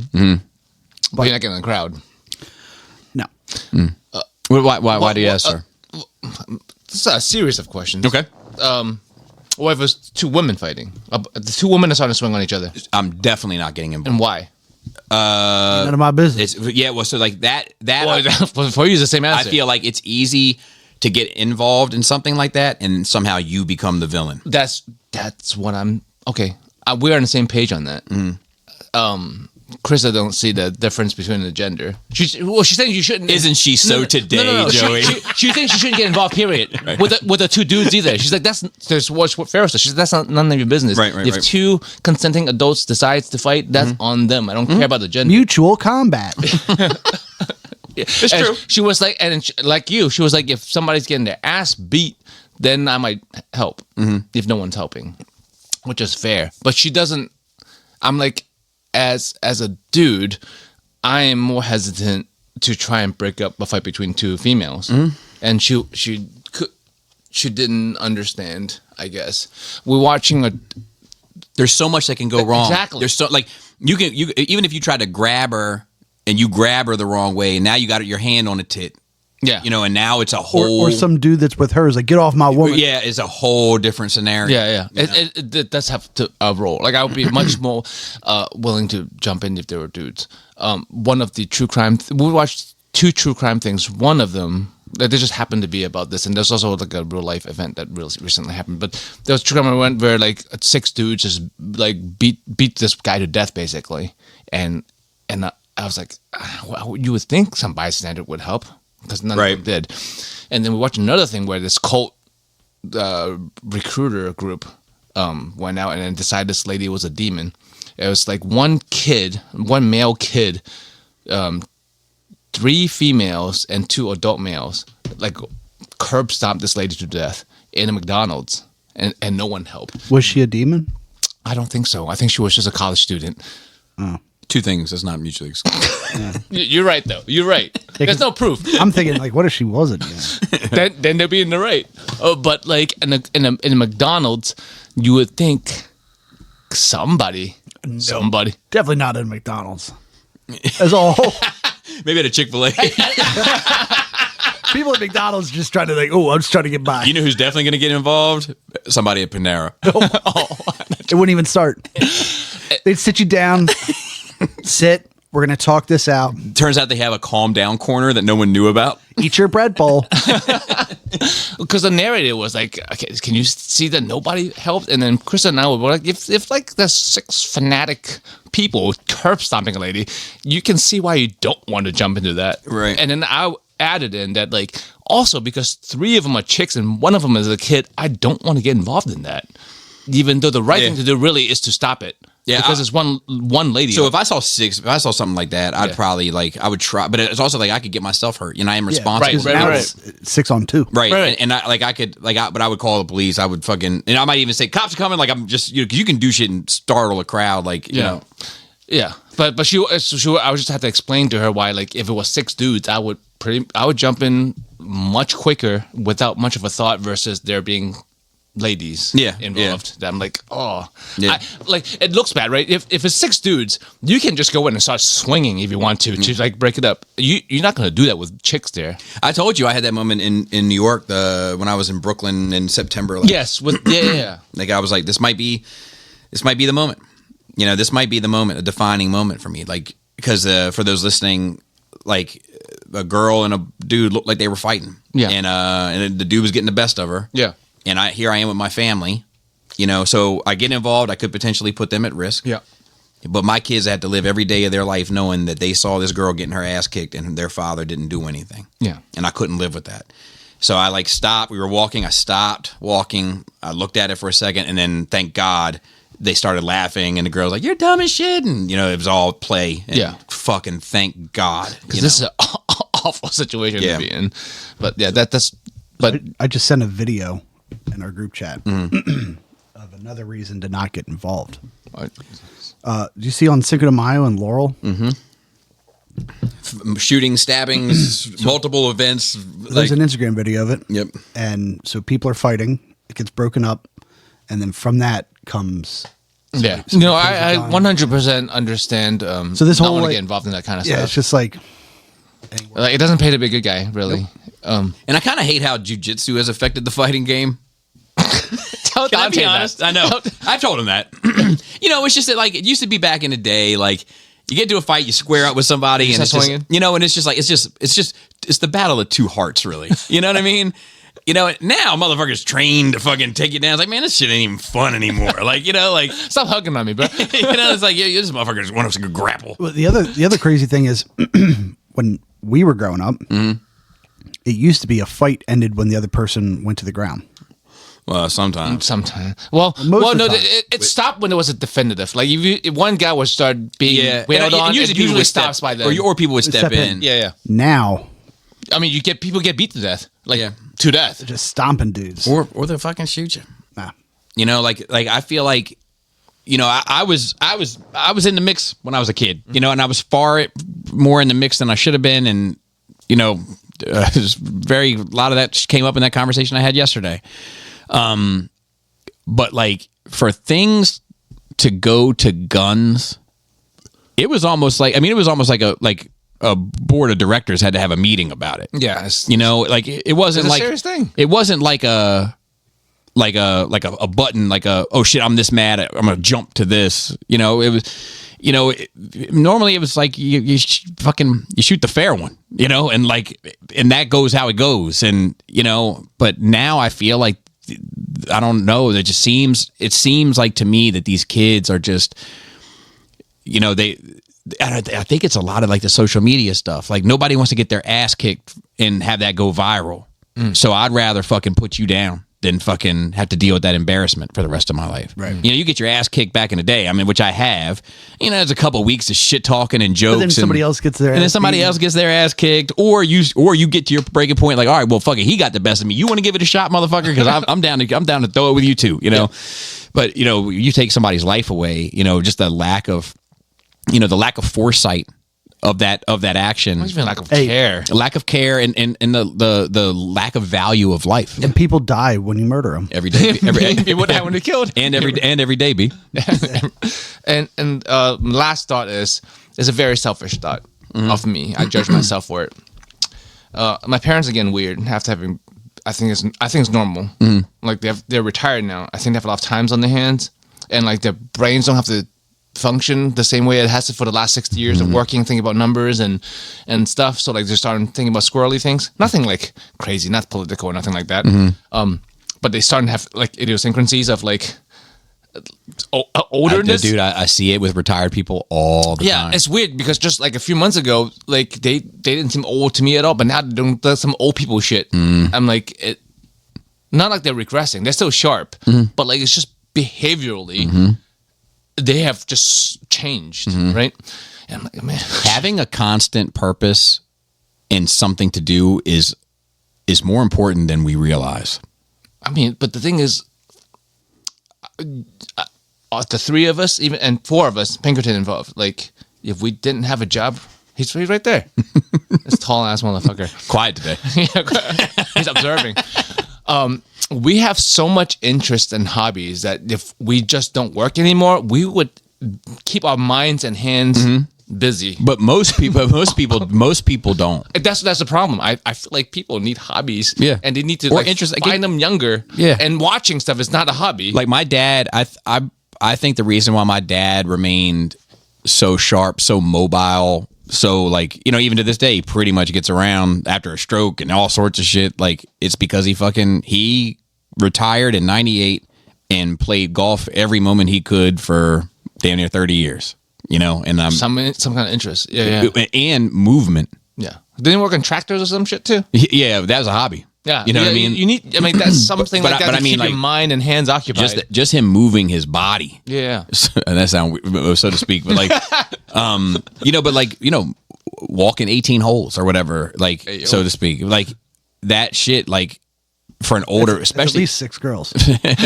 especially for an older person, it's just like so important, man. Yeah, and like you can't like find a video game you like because video games are at least mentally interactive versus just watching shit.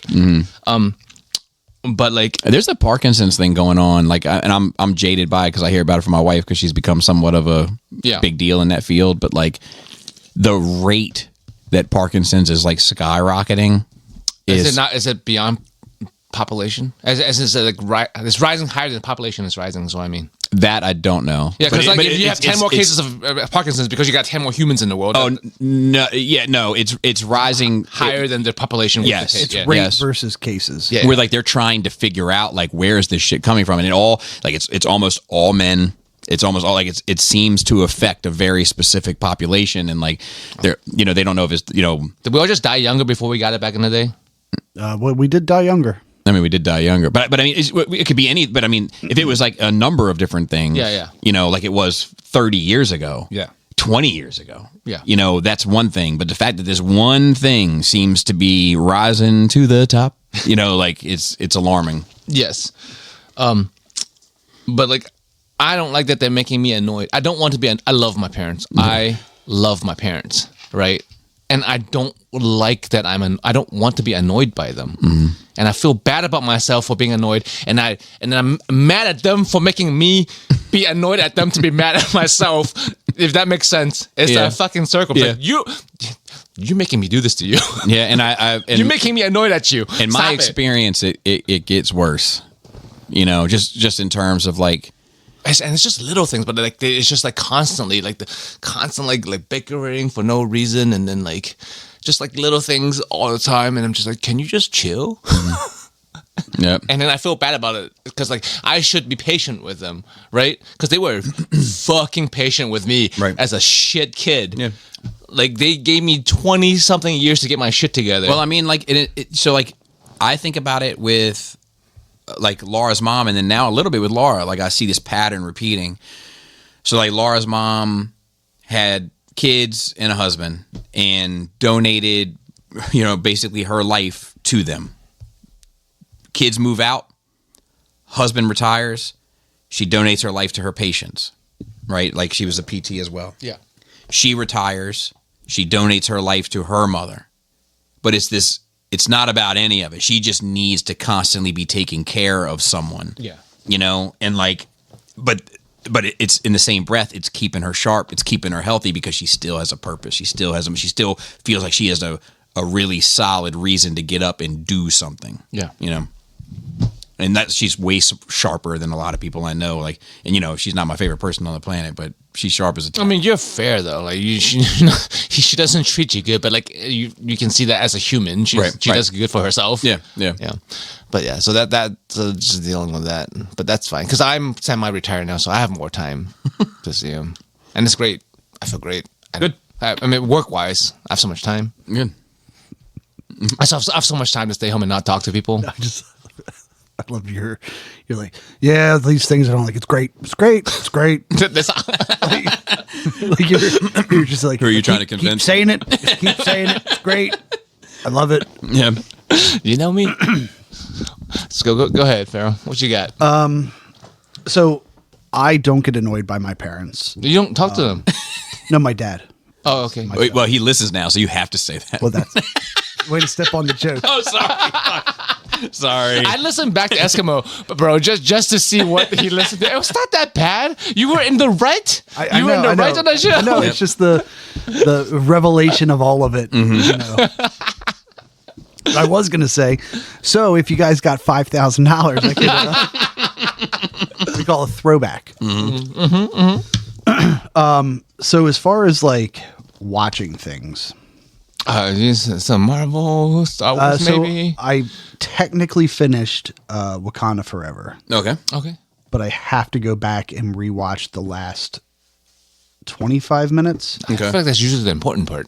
Well, I was very tired. My favorite part is that attack that the Atlanteans have on Wakanda. Yeah. Like the first time they reveal themselves, like that's a fucking badass fight sequence. The only part of that I didn't like Uh-huh.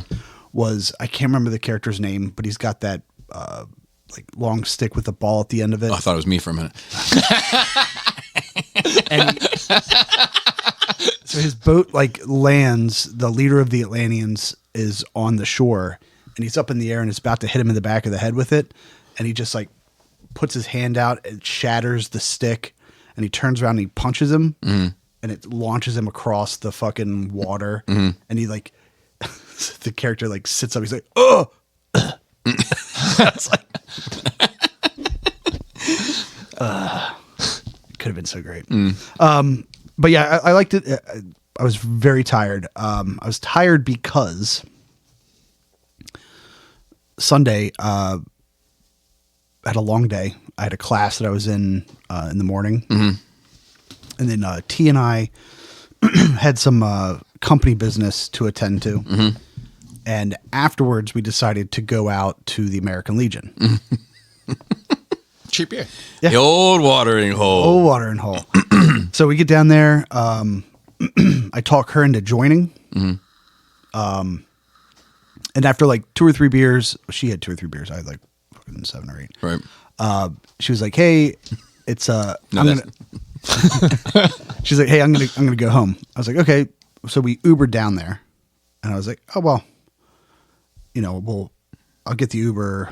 It'll drop me off, and then or drop you off, and then I'll just take it to the final spot." So I get back, and I'm like, "All right, it's like 7:30." and I'm not quite done drinking. So, NBA Finals are coming on that night. Mm-hmm. So I head on up to the other bar, the other spot, the spot that I haven't been to in a while, where DJ went after he won the first. Oh, okay, yeah, right up the street, Right up the street. yeah.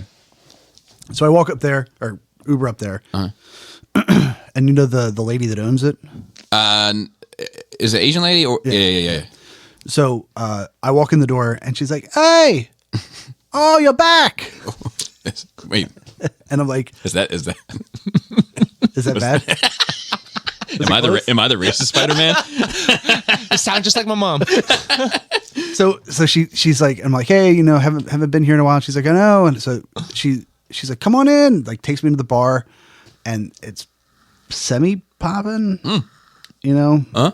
mostly trailer park people, which is fine. Yeah, doesn't make them bad people. I like it. Yeah. So she's like, she remembered that the last time I was there, she had just added these barbecue pork skewers, like some Asian Okay.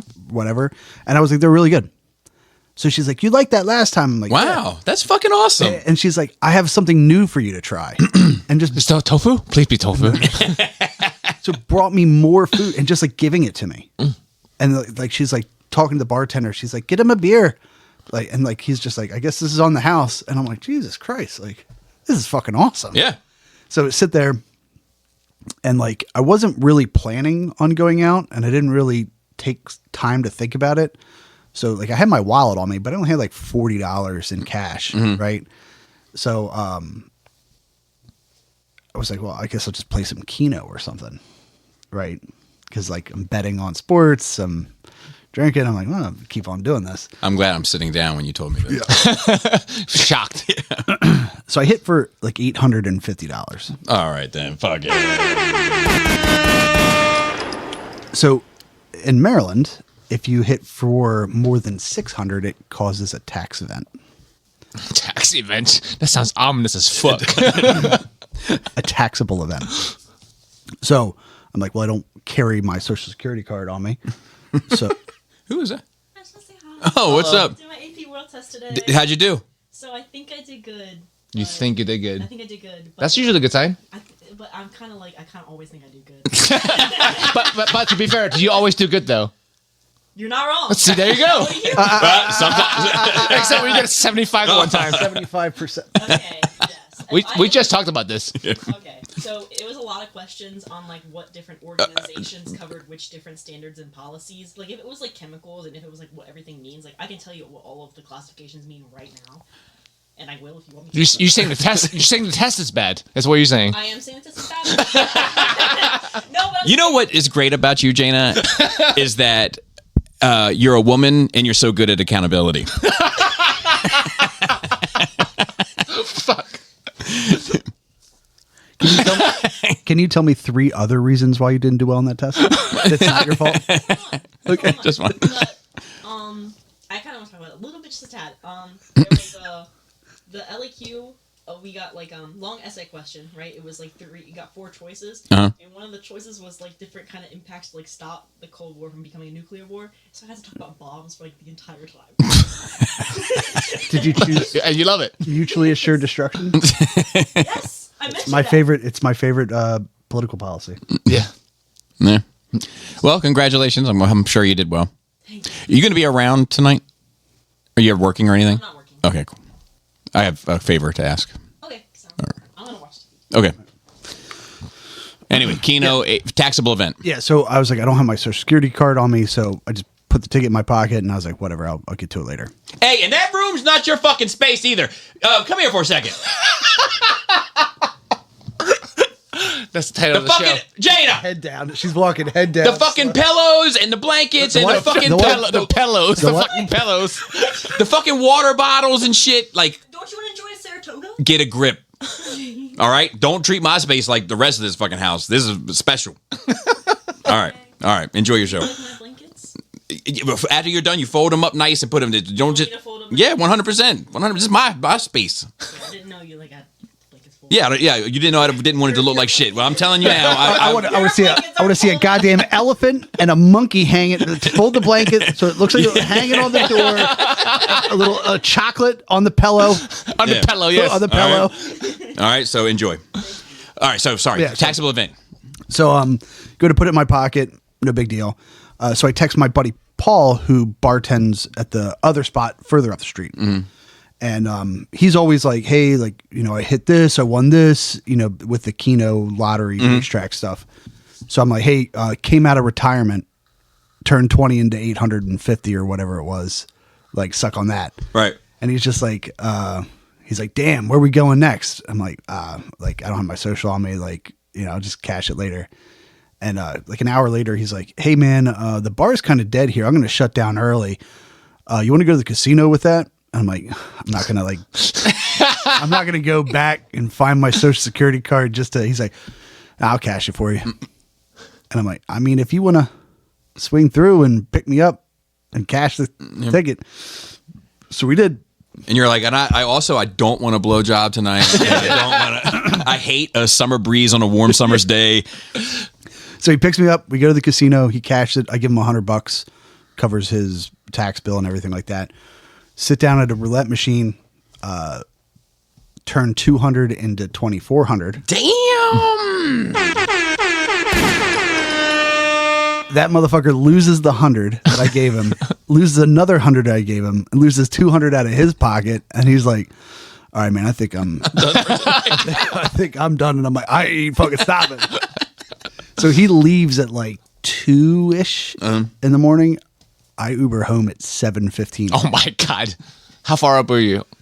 I walked with 2,500 from the casino. Good day paycheck. So like 2,800 total. That's awesome. Right. Get back, take like a 90-minute nap. Get to work at like 9:15. Jesus. Right. And this is Unhinged. lunch. At least you're not a degenerate gambler. Yeah. That's some shit I would do in my 20s. Not in my fucking 30s Yeah, not and in my 40s. 40s. Yeah. So work from like 9:15 to 5:30. Right. Get back. I've got a meeting that night at like 7. Right. Getting prepared for it. I sit down on the edge of my bed. Wake up at 3:00 in the morning. And it's the night where I saw you the next day. Yeah, because it was Monday, right? Like, was it Monday? Sunday or Monday into Tuesday. Into Tuesday, right? Yeah. Yeah. So I'm like, Because I came around there and I didn't see you. yeah. So the next morning, like I go into the spot and everybody is like talking about how brutal of a night, like all this. I'm like, I had the best sleep of my life. I slept for like 6:30 till 3:00 in the morning. It was fucking fantastic. Yeah, and it was. I'm sorry everybody else had a rough go of it, but so I started rewatching something, and I was wondering if you could tell what it is based on the audio. And this is snippets of audio.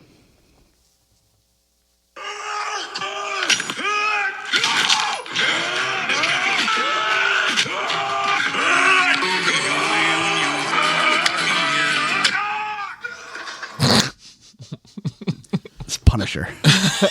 John Baratheon. Fucking horrible fucking grunt scream that he has. Yeah, he does have that. So often throughout that fucking show. It's good. And I didn't notice it the first time, but on the second time I'm watching, I'm like, God, enough of that. I was like, fuck you, dude. I like that guy though. I do like him, yeah, but it is a lot. It's a lot. It is a lot. It goes with the character. It's fine. But I even like it, like when I see him in interviews and stuff. I'm like, Yeah. I like this guy. Yeah. I think the way he's talking about Baltimore stuff made me, warm my heart a little bit. So. and he was good in that. Yeah, he Even was. though he's playing a scumbag. Yeah, he played it well. Yeah. Yeah. So I'm trying to rewatch The Punisher just as a kind of palate cleanse. Because after Wakanda Forever, Which is as good as it gets. Yeah, it's all downhill from here. it's going to be a real low spot. Well, the Spider-Man is at least interesting. Yeah. Yeah. The Spider-Man movie is at least interesting that's coming. Yeah, I'm not really looking forward to much there. So I was like, let me take a break and rewatch something that I remember enjoying. And now I might have a little bit more of an appreciation for. So I'm doing that. And I think that's about all that I watched. Yeah. I got to start looking at when some of these movies come out. I think what I'm going to do is I'm just going to put it out there. Like, my schedule right now is so fucked up with everything. I'm probably just going to put it out there. Like, look, this is when I'm going to go. Who wants to go? No hard feelings either way, but I'll just buy all the tickets and then sort it out later. So, because Mortal Kombat, Masters, and fucking Street Fighter, and He-Man. Yeah, Oh, Masters. Masters. Yeah. Is there a Supergirl? Nope. I know. I'm just saying I'm going to put it out there and Yes, yeah. You just put out there for people to RSVP. yeah. That's all. Yeah, I think I'm most interested in seeing Masters and the whatever the Marvel one's called. Doomsday. Yeah. But the fucking problem is I got to get through all the rest of the You do. movies. You have till December. You're almost there. I know. You only got- I mean, it's harder now. It's just getting worse. Yeah. So You to have speak. nothing to look forward to anymore. It's all work from now on. I'm going to try. They said the Spider-Man one's interesting. I'm going to try to watch one a week. Okay. Yeah, you'll Yeah, it gives you something to talk about on here. You know, Yeah, and actually, and then one of them we can watch together because I haven't seen it yet. which one? Thunderbolts. Oh yeah. Okay. I watched it with you guys. Yeah. I haven't seen it. There you go. Chris We can- actually watched it, and I haven't seen it. We can yet. watch it here one time. Okay. Sounds good to me. All right, maybe we can do a not quite after dark, Yeah. and then watch the movie after the episode. After or before? I guess we could do that. Yeah. Before would be Before probably be better. and then we can go right into talking. Fresh. And then I could be drinking during the show. Yeah, Movie. there you go. Oh, that's my fucking jam. All right. That's fine. All right. News. There was a couple things in here. One wasn't under that. So remember yeah, how last week I was just talking about how the Resident Evil game series has been doing great, and I'd love to see it. I wish they would do movies. Yes. So there is a movie trailer or teaser. Yeah, it was a teaser. I to be fair, Phil did put it in there. I skipped it because it was a teaser, and I was like, oh, we got enough. No, but it's like it's enough. It's a good enough teaser for at least for someone who's interested in this world. So it's the same director of Barbarian and Weapons, both of movies which I quite enjoyed. And it's nothing to do with. If you just watch the trailer, you wouldn't even know it's Resident Evil, except if it's called Resident Evil. I was actually, after watching the teaser, I was like, I had to look it up. I was like, oh, is this just going to be a movie called Resident Evil by coincidence? That's nothing to do with the universe. What it does is just takes place around a character that was there during the event, but not the main cast. So, which is an interesting take for me.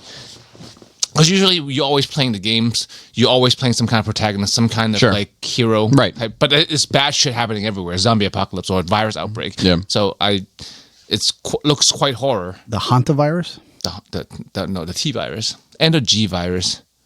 No, the hantavirus is the new one. Now, yes, yeah. And, what happened to monkeypox though? Oh, it's gone. There's an HIV virus as well. It's not so bad now. It used to be pretty rough. with that. I mean, it's still around. There's still billboards all over in Baltimore. But It's just an HI virus. That's fair. and yeah. Well, we have measles again. That's nice. Yeah, it's back. Yeah, it's great. Little throwback. No. It's Like bell bottom. Don't call it a comeback. Yeah. Well, I mean, if they would stop fucking putting the chemtrails in the vaccine for once. But I'm very much interested in this tape. There are people who are mad about it, I think, because it doesn't look like the game. But I'm like, but this looks better and more serious than a lot of the previous movies. Because I think to do a movie about these main characters, it has to be more action than horror. Right. Where this just seems horror. Right. So there was a trailer for Falker in Law. I went into watching the trailer thinking, oh, another fucking nostalgia bait. But I was like, It looks pretty good. funny. It's pretty good. It's pretty good. Yeah, I was the opposite. So I know another guy who feels the opposite as well, but I'd be lying if I didn't say, like, I kind of want to see this. And I kind of like how the tables have turned and, taking the old concept and flip it on its head. Yeah. And like, it was more of the same, but not more of the same. yeah. I thought he looked fucking strange too. Who? Stiller. I don't like that look. Like it was off-putting. I don't want to see that. Maybe it's supposed to be. It looks funny, and Yeah. I've been saying that I want more comedy movies, Classic comedy? you know, in my life. But I'd be interested to watch that. House of the Dragon, I'm not into it, but it looks good. I'm all in. It looks like some shit that would be good. I'm all in, dude. Coyote versus Acme, Bro, I'm in. I'm 100% in. It's so smart. And it's so good. Look, it looks great. It's like the Roger Rabbit of this Yes. generation or some shit. Like, Yes. it's such a clever idea for him to like sue Acme for the years. And at least it's an original thought. Yes. Yes. Yes. Yes. Yeah. John Cena looked good. I know you hate him, but it's like, oh, no, he looked good. And hey, if it's gonna be about Looney Tunes characters, by all means, put him Put in. another Looney Tune in there. Yeah, or at least just a Looney or a tune. I like the chicken. Foghorn Leghorn. Yeah. He's threatening. I'll say. He's really huge. Bro, a fucking 8-foot tall chicken is pretty fucking menacing. It was like that one Peter Griffin's been fighting for years. Yes. But yeah, because he has been getting fucked over by Acme all these years. Yeah. None of them ever fucking work. They don't never work properly. You know what I mean? We don't know how he's using them. Right, but that was part of the thing. They were like, it's his let's own let doing. the trial. Operator error. Operator. Let's let the trial do its job, present the evidence, and then we can decide. I am. Farrell doesn't want us to judge And I like that Farrell's sticking up for the major corporation. It's like everything's a topsy turvy. I mean, the thing is, the coyote is trying to murder something. Right? Like his murder or hunt. people think that when they're you don't hunting. Objection. You don't know what that Roadrunner's done. That is true too. Yeah. Yeah. Imagine if you were just existing out in the desert and some asshole came running up next to you. Meep, meep. What if they Fuck do, you, bro. What if they do turn him into like this monster where it's like the poor coyote's just been trying to get That would be, justice? I would love that. You know what I mean? But He's out there just like torturing little coyotes. just a fuck. On an island.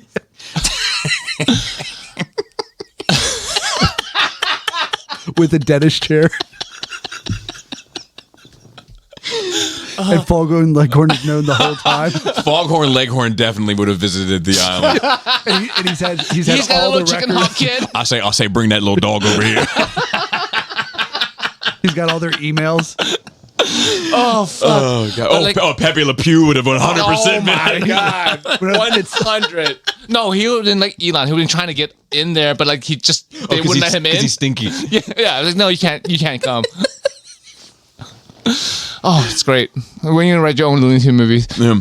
But like I went from not giving a Le fuck about Epstein. Looney Tune for like 20 years to like I'm more excited for this movie. I'm almost as excited for this movie as I am for Mortal Kombat. So I think I'm not more excited for this movie than I am for like Masters or Doomsday, but I can 100% see this being the better movie of all of them. Oh, yeah. Yes. Yeah. You know. And then lastly, I brought this up because I brought this up for a number of reasons. For one, we've kind of been talking about AI as it's been developing, and it's been part. I mean, it's way since back in the Mid-Journey days we've been talking about AI. So, but this thing is going on where the Chinese courts rule companies cannot fire workers simply to replace them with AI. So I think that just contextually it's an interesting conversation to have, but more so that Phil put this in our notes with like the East is ahead of us one more time. I'm like, oh yeah, Phil, China's way ahead of us in the way that they treat people. Yeah. What are your thoughts, Joey?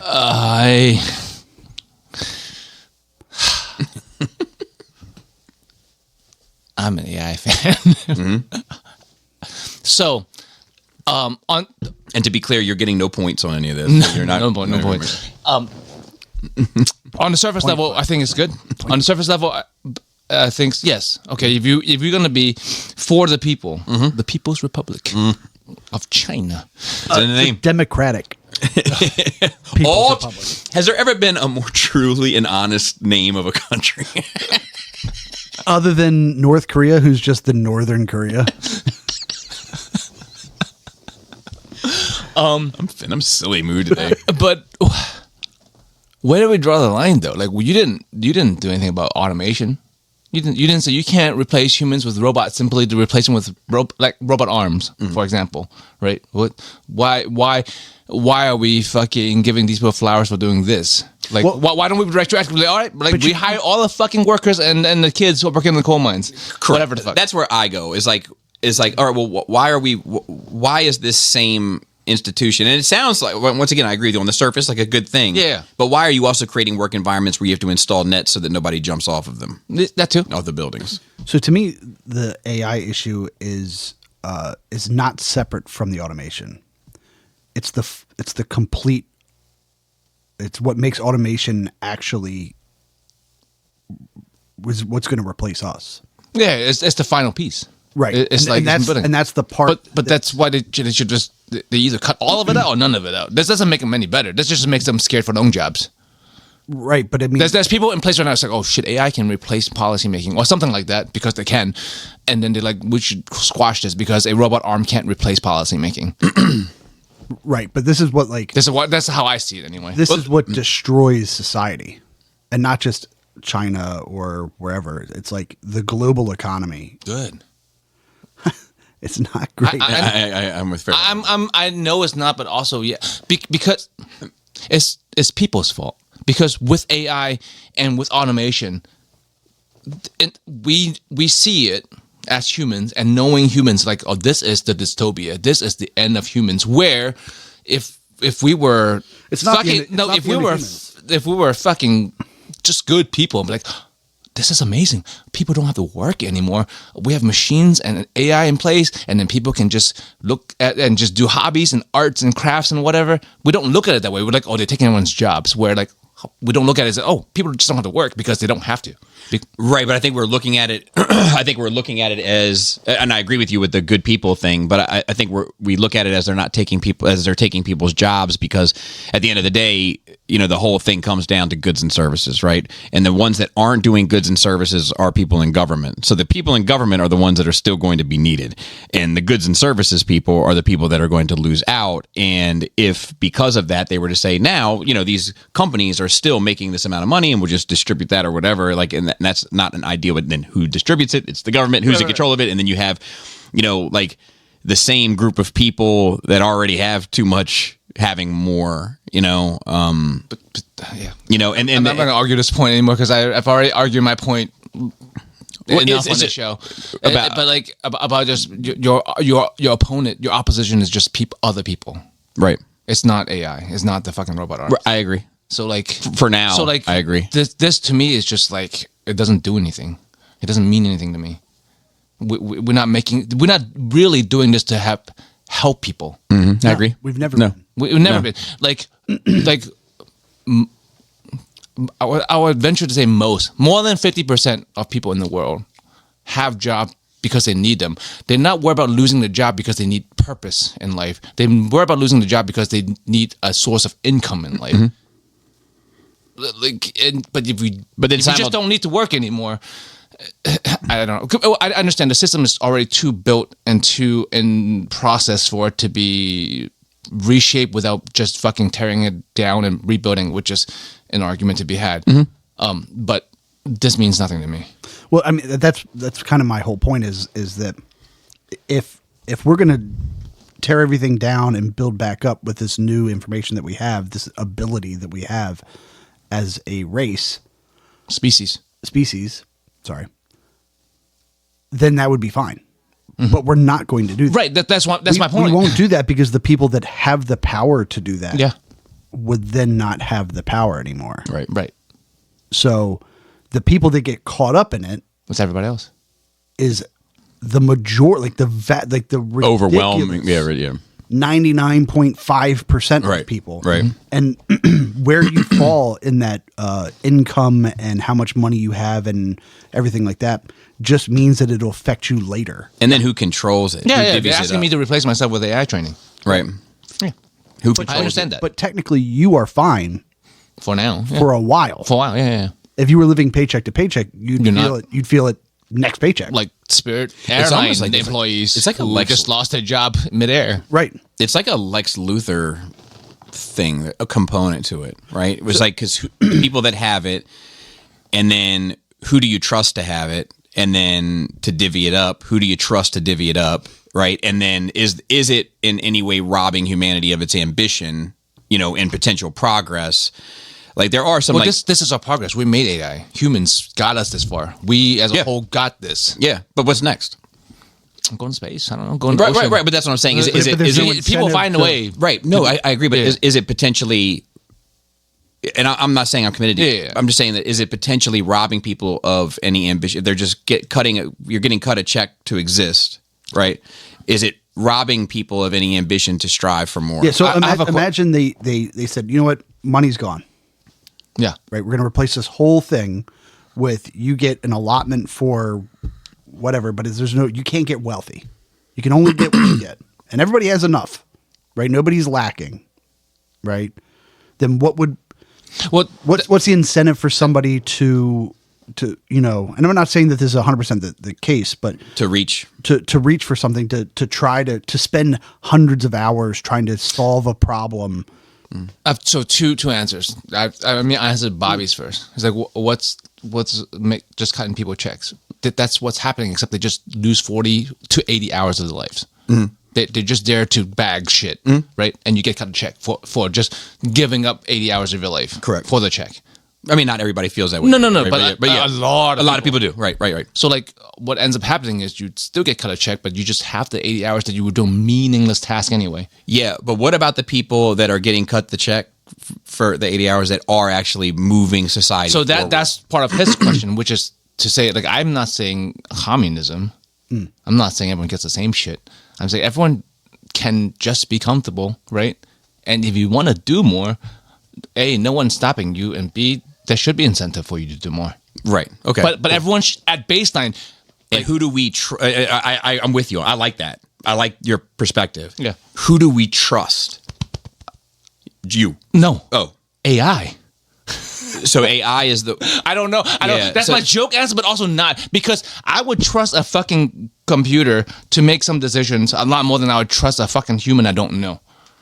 I don't know. I know this is subjective. Yeah, That's yeah. subjective. Yeah. But like, when I look at another human being that I don't know, right? For my self-preservation and existence, I'm gonna assume not the worst of them. I'm gonna assume they're out for themselves. When I look at a piece of machine who even happens to be doing harm, I don't see it as like malicious. No, I agree with you. I don't think So- it's malicious so I'd either. rather But it may that. not have. But in the same breath, it may not. Just because It might not be altruistic, but it's not out to hurt people like people do. no, but it may not be out to help either. I'd rather something be neutral than something be malicious. Yeah. But I mean, like at one point, like, this is a busy day down here today. Look at my fun drink. What is it? Dragon fruit lemonade. Sounds great. From Starbucks? Yeah, try it. That's some shit your dad don't It's like. so You know good. that. It's so good. It's so good. It's And your sippy cup? Emily. It's not bad. Huh? Good ice. This is my favorite type of The ice. pebble. I love the pebble ice. Why don't you get a pebble ice maker?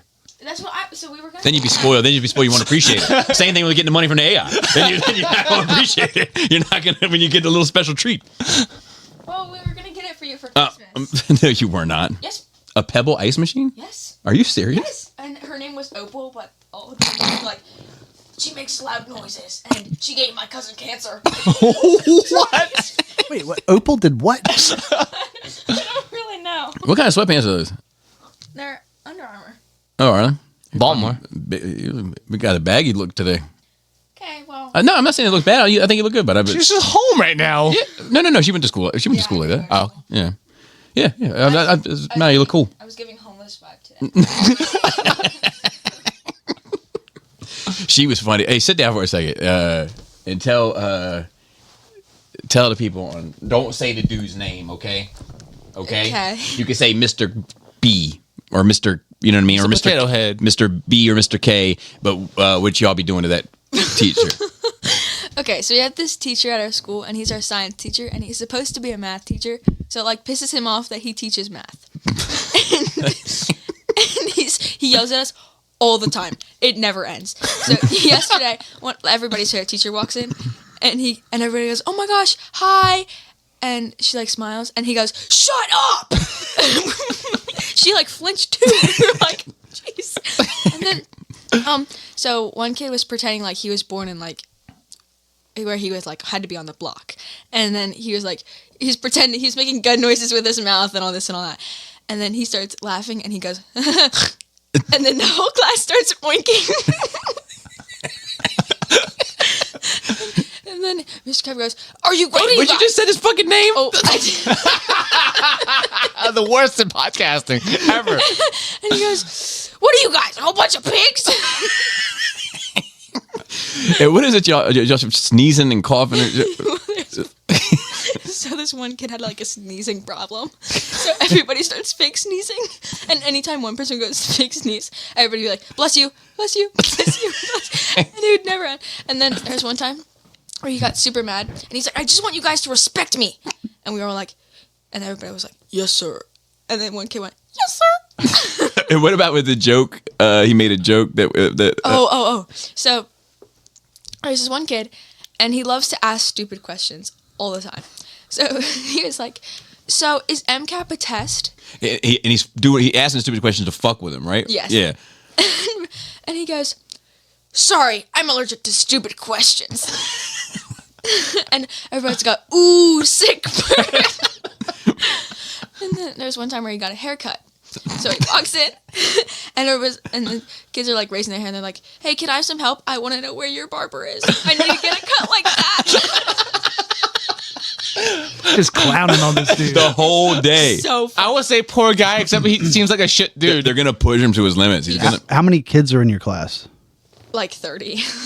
Could you imagine There's getting only- clowned on by 30, 13-year-olds? There's Every like, day. Like, only I mean, 6 like, girls. That's it. smacking kids. And then there's a kid as a troublemaker, right? But Sam.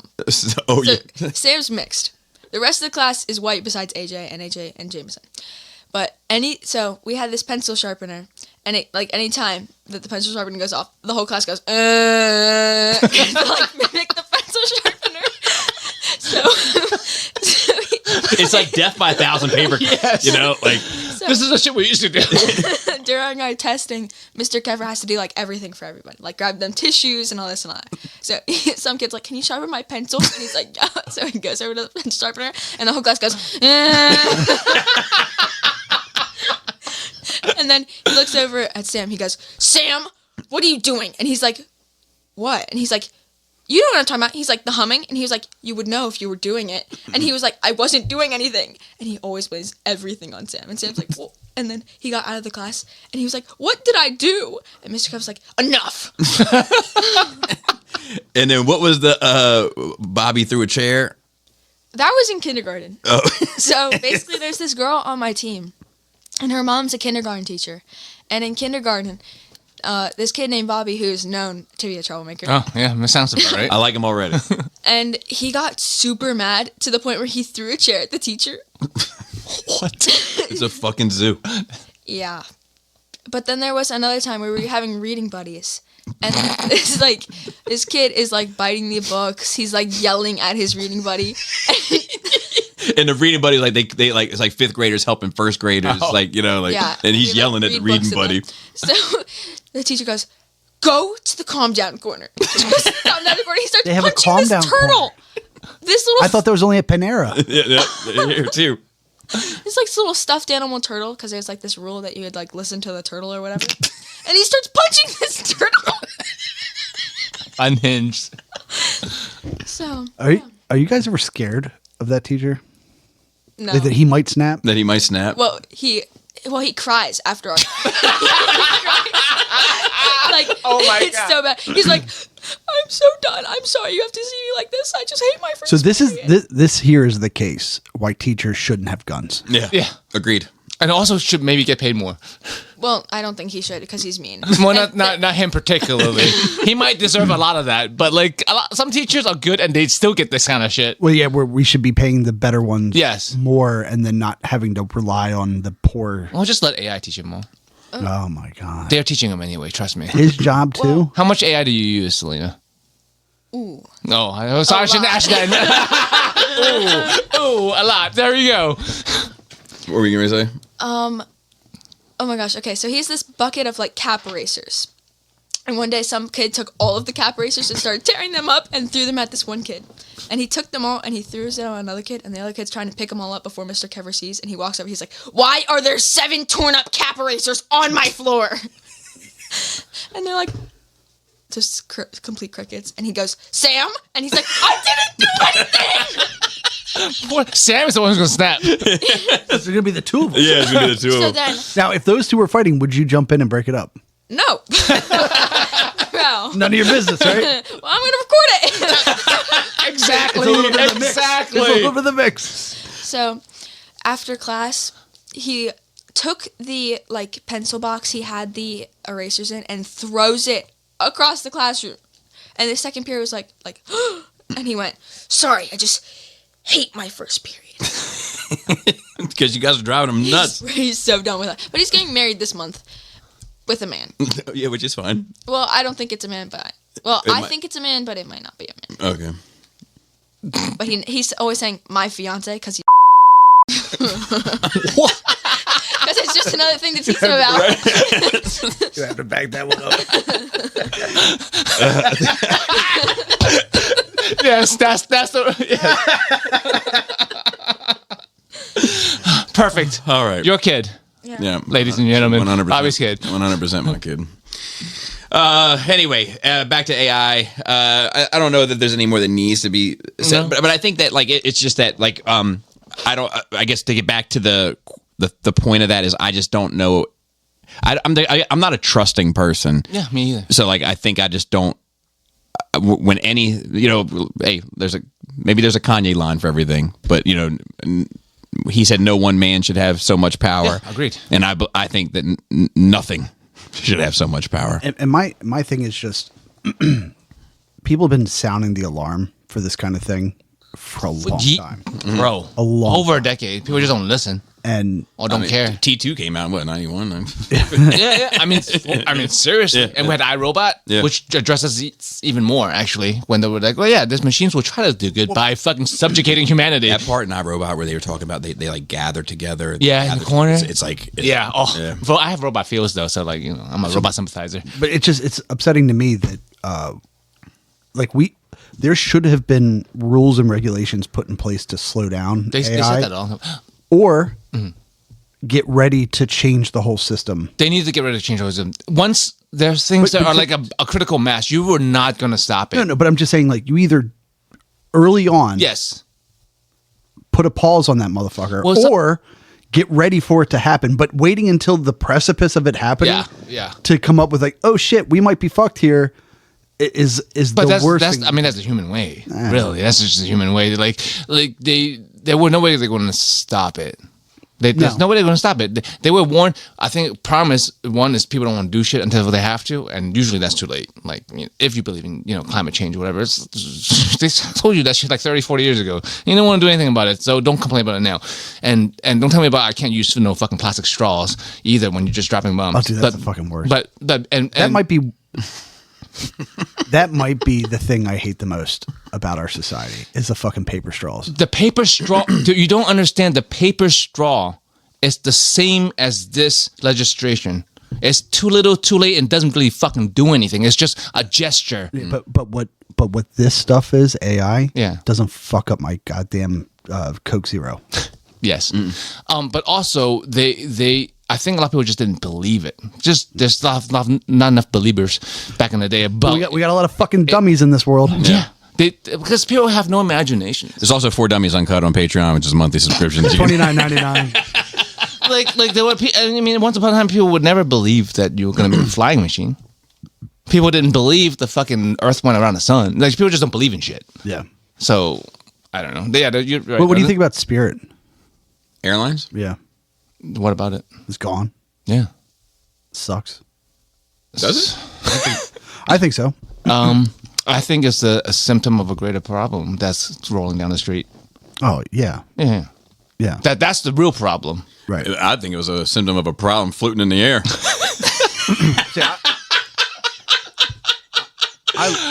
Bobby, the horse is dead. Stop kicking it. I love Spirit. Okay. I mean, just like I don't know. I mean, I actually don't really have anything bad to say about them because I don't never use them. yeah. I mean, so like But I know that they filed bankruptcy twice and then asked for a bailout. So like they couldn't have been great as a business. no. I mean, yeah. I mean, so, I mean, they failed for a reason. I don't feel like they got bullied into quitting. no. So I mean, that's kind of fair is fair. if they are out of business because they bankrupt and then bankrupt again. Right? Something the happened. first time they went bankrupt, I think they stopped using 50% of the screws that they were using to keep that shit together. But then, that they was still Boeing. bankrupt, and they still bankrupt again though. So like at first I don't know enough about economy. Maybe it's necessary, but I just don't believe in government bailouts. Period. Every time you say it, I gotta say it. I'm afraid it isn't necessary. So hold on. What I said was wrong, but you can do that. Yeah, I'm protecting you. Oh, okay. but I just don't believe in government bailouts to begin with. You know, I think that it was struggling. I don't either. It was struggling to begin with. I didn't want it to be bailed out. Yeah, Right. But 150% increase in fuel prices. Yeah, I mean that put them. That put them in the ground. Like, there's not many that can survive that. Because Yeah. I think that like once Spirit goes, Yeah, it's going to be start rolling. the rest of them are going to be fucking struggling too. Yeah, and yeah. then we're going to get to the point where flying is so fucking expensive that most people can't. That's what Bobby wants. And then, That's what Bobby wants. You want some decorum in the flying. You want people with class and shoes, and not the riffraff. You've said that before. Come on, I know. I'm paraphrasing. Come on, Bobby. You remember? He's like, oh, you just let anybody fly now. Am I wrong? Yeah, but I mean, you know what? To be honest with you, I don't want them motherfuckers around me. Like, motherfuckers, they fucking they're taking their shoes off on the flight. That's and me, that's they're me, that's me. wiggling their toes That's next fucking to me. me. Fucking That's me right now.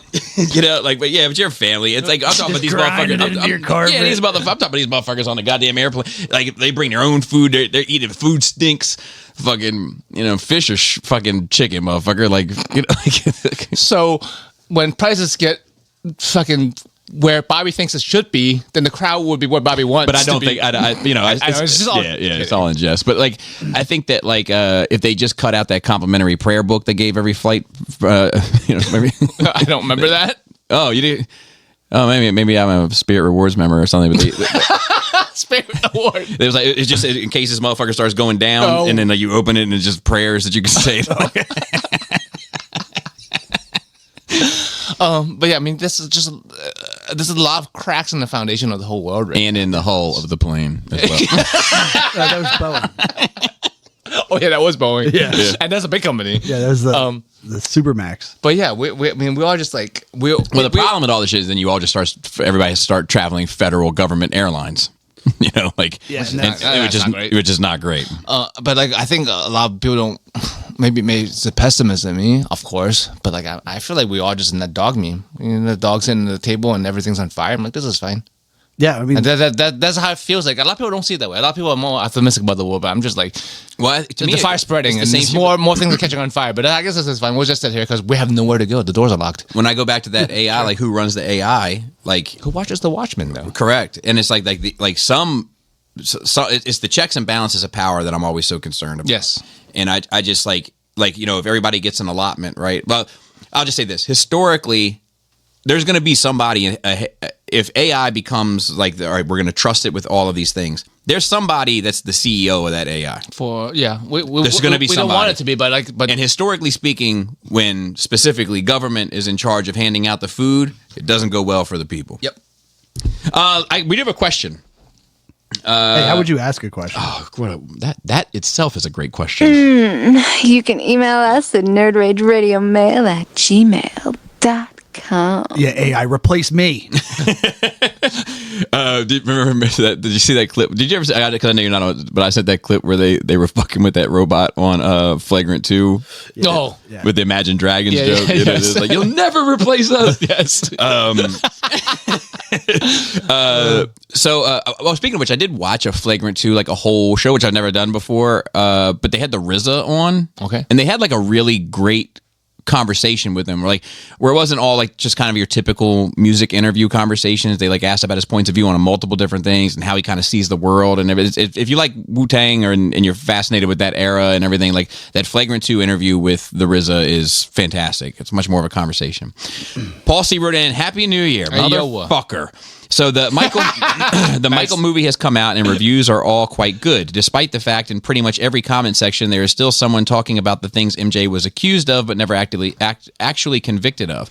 All of us who have heard Bobby talk about MJ knows that there has never been any evidence to support those allegations. My question, do you think we'll ever get a time where those types of comments will stop, or will that legacy be unfairly forever tainted? So I think and like we kind of addressed this earlier, but like I think it'll get better. I think it's about the court of public opinion. Yeah. And that's why I really hope that they do continue that story to try to, because most people, even like in common, like casual conversations that I have with people, I mean, they think it's like 30 some allegations against the dude. Like there's like all like these kids just came out of the woodwork, like, and it was like he was like the Pied Piper or some shit. Like, you know, I'm pretty sure it was just 3 charges. The kids were pied. All right, then I'd like to. I got a number of edits to make in this episode. I got 2 I got to cut. Your kid. My kid, yeah, for sure. And then my pied. No, that one I'm going to let ride. There's one other one I'm going to cut, but we'll talk about it afterwards. I'll have to cut this part.